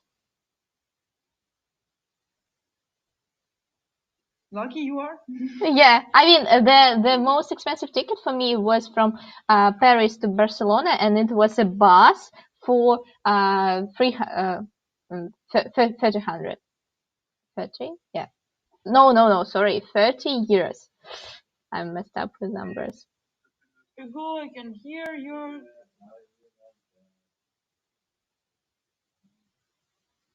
Thank you. Okay. We also have some kind of conversation going on. I I see. find it really interesting. I don't understand anything. French. Okay. Okay. So Luxembourg, some German cities, and no Italy, no Spain due to COVID. Who expected that? Yeah. So you're the luckiest person. Yeah, you didn't go to Belgium. Oh, that's it. From where I'm now, it's only 30 kilometers. 30. Luxembourg is 20. Germany is something like that too. It's like the top point of France. to closest to the borders. Wow, that's great. Well, actually, we're in use, but it's close to Thionville. They're just across the river. That's really picture square. Yes. Well, everything. You will. Okay. So look, you came to France and you got some special year about your health, and who knew that COVID is upcoming and the exchange rate will be even higher. I mean, we expected that, but still. So this is like and likeness. But still, I found my husband, and I cannot complain about that. Yeah, you're so great together. Happened. He's a really great person. You hear that? You're a very great person. Okay, so let's talk a little bit about the wedding stuff, because you're the first person who got married in Europe from the people I know. So was it complicated to get all of the documents as a Russian person? Yes. Okay, so what documents did you need to have? It's the lockdown, and the thing is that we didn't want to get married actually right now. We wanted to get married in summer because we could gather everyone, but we decided to take at least the legal stuff to winter, so I could get here actually. It was the only possibility because Russia doesn't give any visas right now, like at all. Even students cannot come. France gives the visas to the students, to those who work in the air companies, who work with COVID, the transportation, the people who go to see their families, stuff like that. There are also visas for the like girlfriends or boyfriends, but we didn't meet any of the requirements because you should be a couple for at least 6 months prior to the confinement. Like the How can majority you of our prove it? relationship was during the confinement, and like I couldn't get it by definition. So How can you prove that you're a couple more than the half of a year? Like pictures together? Like all the your social media, they wanted to look through all your like. I just remember the pictures that you sent to our private chat. If I showed them any of that, well, they would think that I'm a pervert, and they would be right. But that can prove that you're a couple, yeah. It's not the solution here. Like it was not at all. Okay, so we had to do the wedding visa. It was not even on the list. So we started that in September. We tried to contact all the embassies and stuff.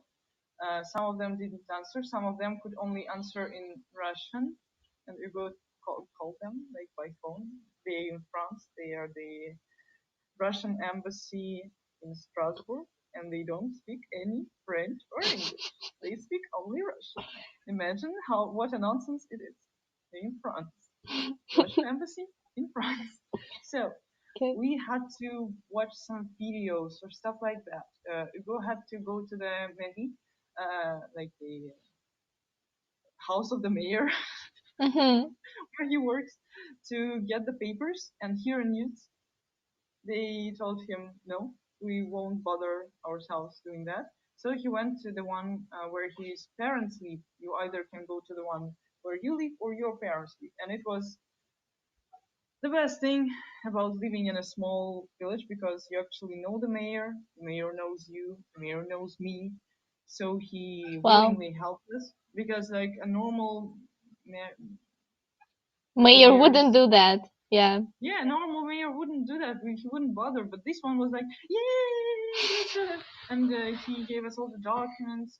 First of all, you need the document about the setting the actual wedding. I needed the documents about I had to remake my birth certificate, because you need a birth certificate that is less than 6 months. For whatever reason, I need to get another. You know, the last time I used my birth certificate was before I just got my first passport, which was like a lot of years ago. Here, everything is done not by ID or passport; it's just by the birth certificate. No. By the way, sorry, I will just forget if I don't ask now. Do they get do you get the stamp on your passport or something? No. Like in Russia, how can it be proven? Just hold on a second. Yeah. A second, I will go and find it.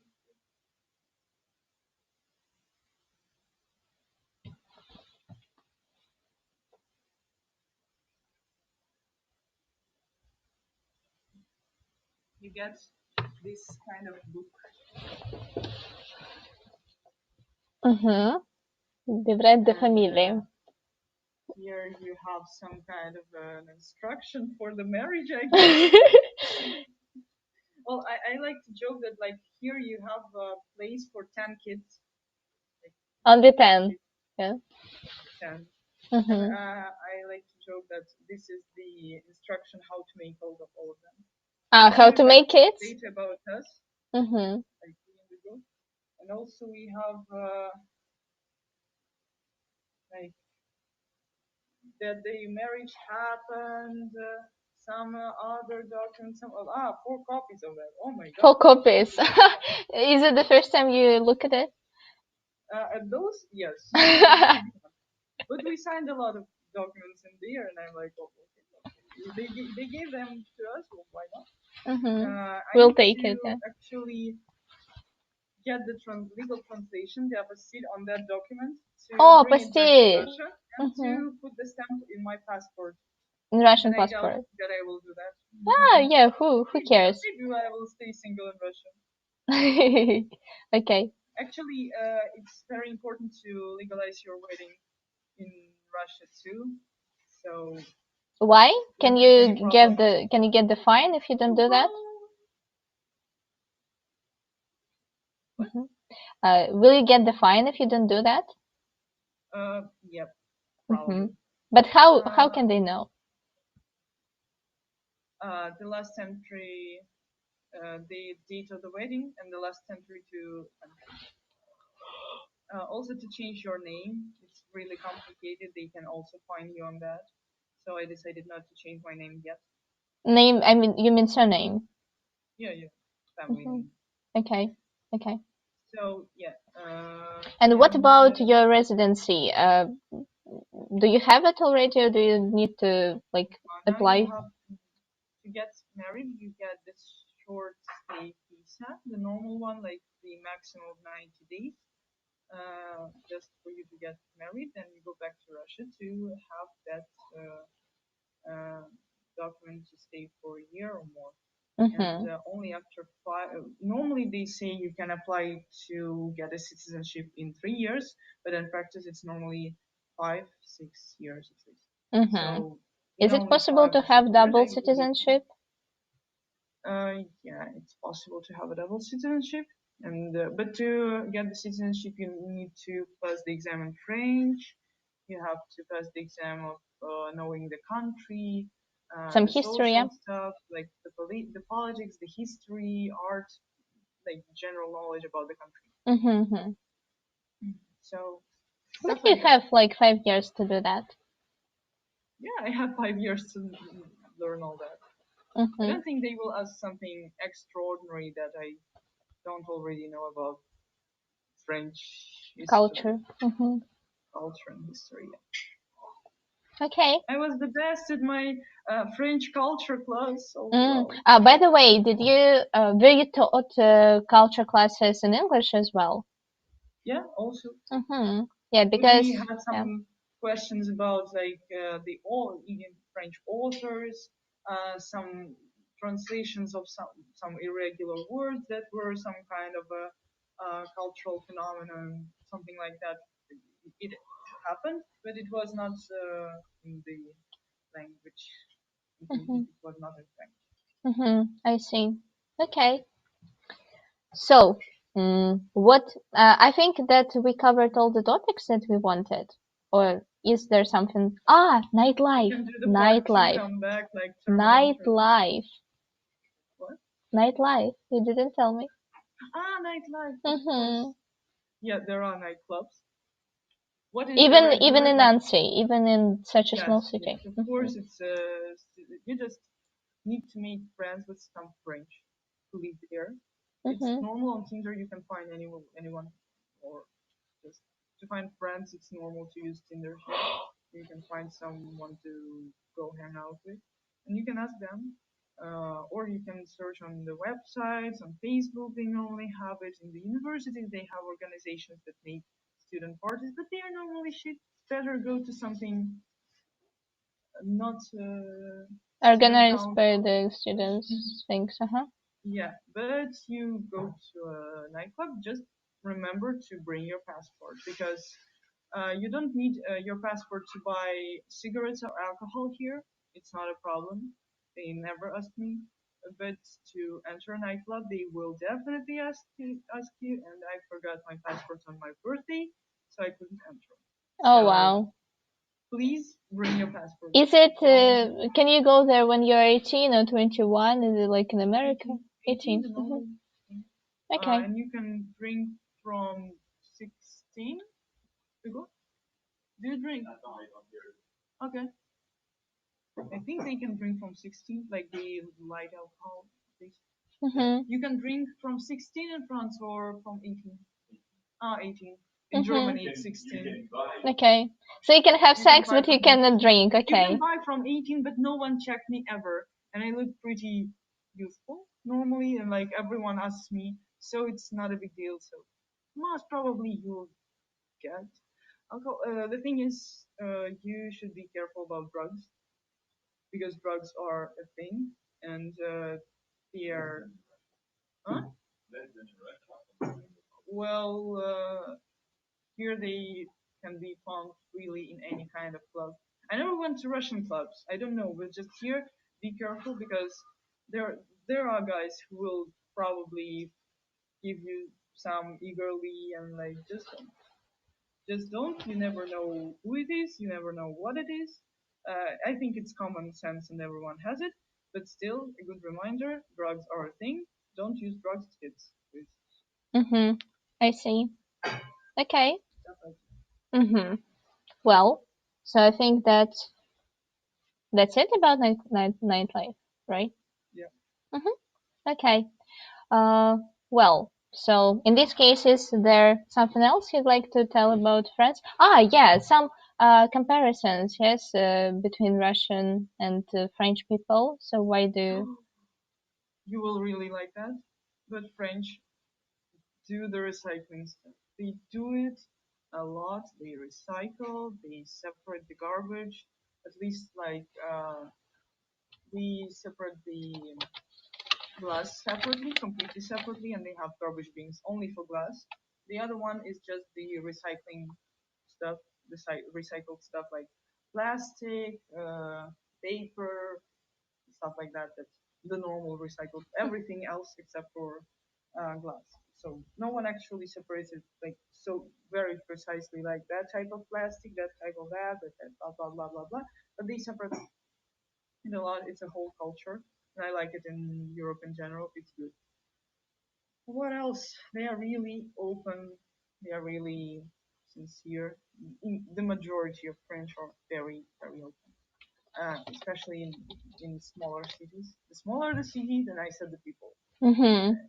So the truth, they are very nice. They will all, if you really need help and they're your friends, they will help you always. You can ask for almost anything.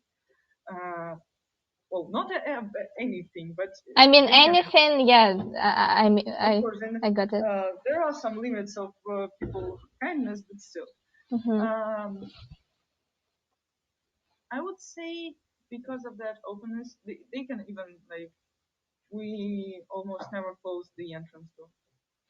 Yeah, But it right is. now it's always open. It was a surprising fact for me in Italy too. So I went to the guy to one place, like it was couch surfing, and the guy didn't close the door for the night, and I was Yeah. waiting for him to wake up to let me out, but he was like, you could just open the door, and I just didn't check it because I didn't think that he's not going to close it. And like the cars also, they might be just outside of the But I think it's doors. not the same in Paris itself, because in Of Paris there course are a not, of lot of course not. people. Bikes are stolen most frequently, so with the bikes it's a problem. But with the houses and stuff, no, Who can steal the house? who can steal a house? Who can steal me? I'm 10 kilos heavier than I used to be. You can't steal me anymore. I gave them just to not to be stolen. So also, well, the food here. Oh my god, the food here is amazing. God damn it, food is everything. Even though there is almost no vegan stuff, though you can find it easily in stores. I know it's important for you. Monoprix, for For you example. Do you audience, have Monoprix in Nancy? yeah, several even. Several? Because even in Paris, it's only 3 Monoprix for the whole city, if I'm not mistaken. Yeah, I mean, Kate told me about that. So maybe I'm mistaken, but it's what I remember. We had two in ours. We had in Auchan you have find vegan stuff like they have a section of like falafel. Yeah, I And, remember that. I miss it a lot. They're pretty much expensive, but they are good. Yeah. They're good. I tried. But meat is also expensive, so it's just equal. As long as I tried going vegan for several months. Yeah, I remember that. I checked. It was really nice. A lot of plant-based stuff. They care about ecology actually, and like they try to find those solutions, even though the cuisine is not really into that vegan stuff because they use a lot of cheese, a lot of milk, a lot of meat. Like local recipes are a lot without the like the rabbits or some particular kind of meat or some particular kind of cheese. Cheeses are very good. Yeah. I'm not sure about vegan. I never found a vegan cheese here. But cheese is good. Yeah, I know there is a lot of lactose-free stuff and gluten-free stuff, so a lot of people care about their diet. Yeah, people care about their diet. They eat more healthy stuff. Not us now, because we just all the garbage, the best of the French cuisine, which is normally really greasy and all that. But normally they like eat salads, they eat yogurts, Bio yogurts. bio stuff, yeah, everything like that. They care about the environment, they care about their health. What about sport? What about sport? Do a lot of people do that? I would say yes, because when I went to the gym here, a lot of people went too, and it's nice. They have nice gyms. The Basic Fit is a chain of gyms all over the country. They are pretty good. And not only young people do that, right? So in Europe, that is a difference. Even the older generation start to do that, and I wouldn't say there is any difference in like I don't see only like native French in the gym, or I see the foreigners who came here or who stayed for some time, yeah. uh but yeah, I see a lot of people there. They're all different, like of different ages. Of course, mostly they are young, but older people too. They go and they do a lot of stuff. It's good.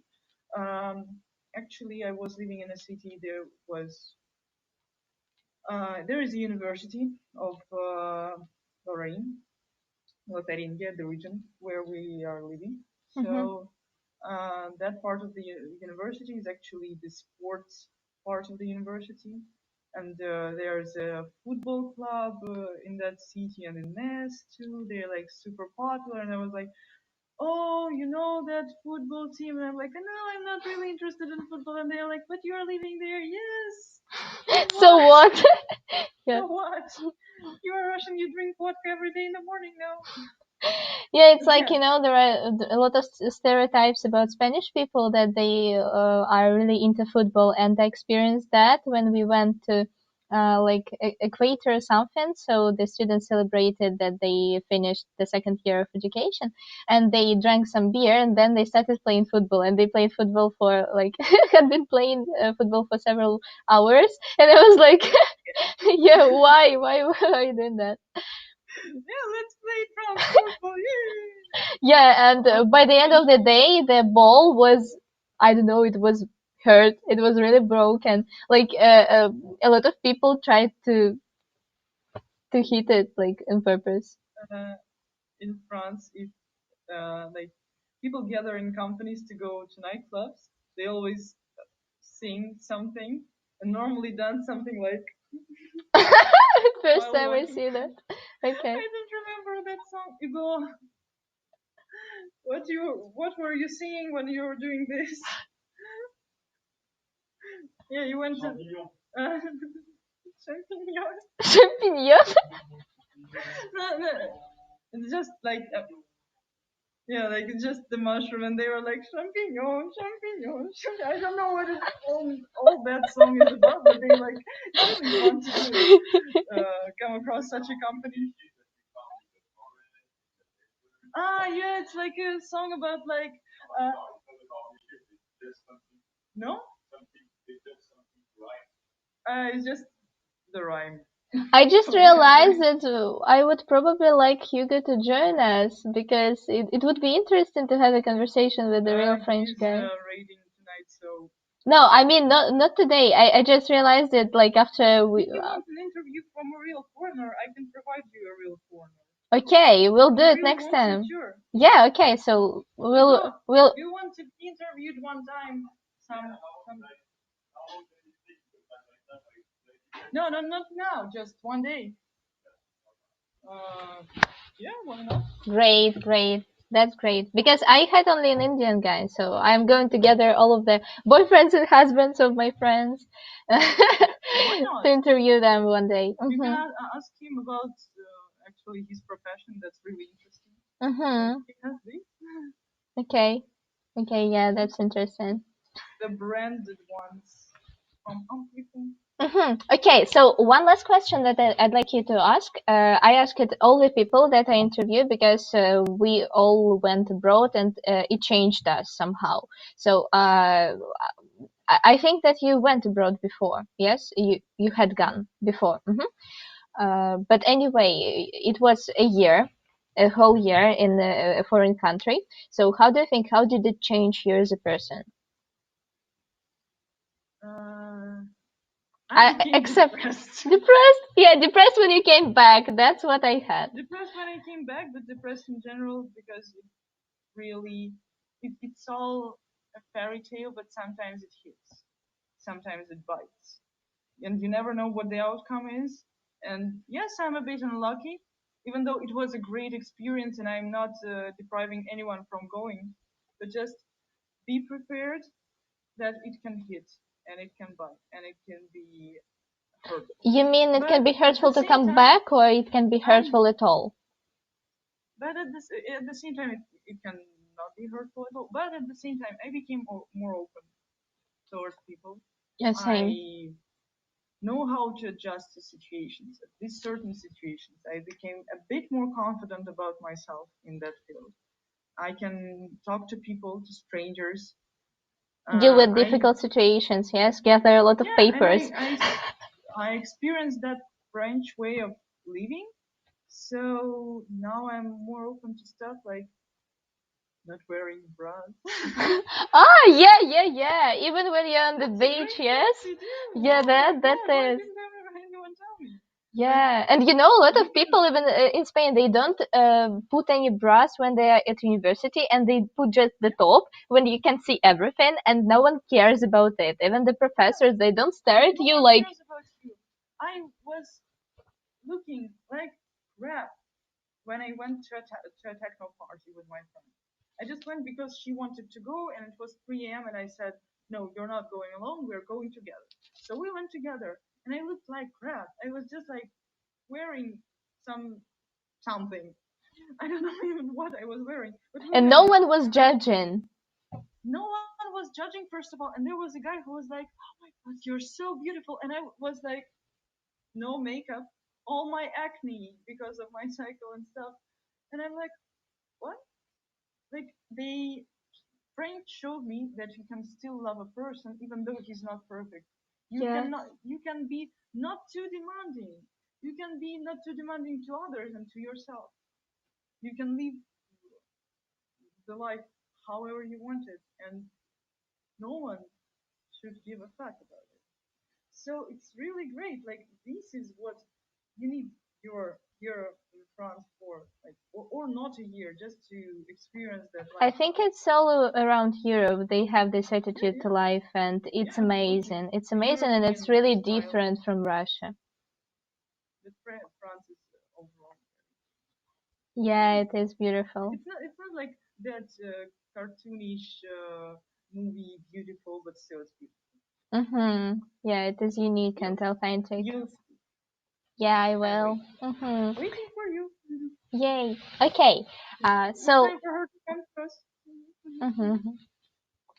So, what advice would you like to give people who are maybe shy to travel or to take some international experience? So, just something you'd like to say. Get an insurance. Yes. And get a husband. Yes, sorry. And get a husband. No, not get a husband. If you don't want to, if you want to. You can get a wife. Yeah, you could get a wife. But take care of yourself always. Under any circumstances, think about yourself and your well-being, because if you're alone, no one can do it for you. Even if you have someone, you should still think about yourself. I'm very lucky to have my husband to think about myself, because sometimes I'm not able to. And I'm really grateful for that. But actually, like, take care of yourself first. And second of all, people don't bite. People don't bite. Sometimes they do, but under different circumstances. But actually, people are nice. In general, people are nice. Like, not everyone is nice, of course. Yeah, some people are gloomy, some have bad moods today, but in general, they're pretty nice. So don't be afraid. They will always help. If you really want help, they will give it to you. Just ask, and the universe will give. So just remember that any bad outcomes eventually result in something really great. Even though I talked about all those disadvantages, I feel amazing for having all that, and I'm grateful for having all that, because eventually I am in the middle of pandemic in France with my husband, who's French. So yeah, stuff happens for a reason, and no matter what happens, everything will be good in the end. And as long as we just watched a series, How to Sell Drugs Online Fast, just a recommendation. It's very good. Yeah, I'm watching it. Yeah, it's good. So in the end, he says like everything is good in the end. So if it's not good, it's not the end. Yeah, that's the perfect ending, the most perfect ending that could we ever have. I'm just like, yeah, something like that. Yeah, thank you for this perfect conversation. I really like to having you here. Yes, and I hope that in summer we'll see each other in person, like 2 years ago. Like, because in my case, you are like upper. For me, we're just next to each other. Ah, So can you make a screenshot? yeah. Mm-hmm. That's closer to the screen.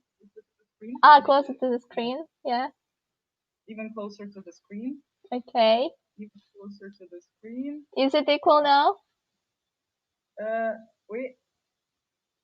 Screen. Yes. Yay! Okay, so you'll send it to me, and I will post a post on VK. Yeah, with some quotes of yours because they were amazing. Yay! Okay, so let's high five each other, and then I'll stop the stream. Okay? High five. Ah, you're here. I'm doing that here. Mhm. Yay! One sec. I'll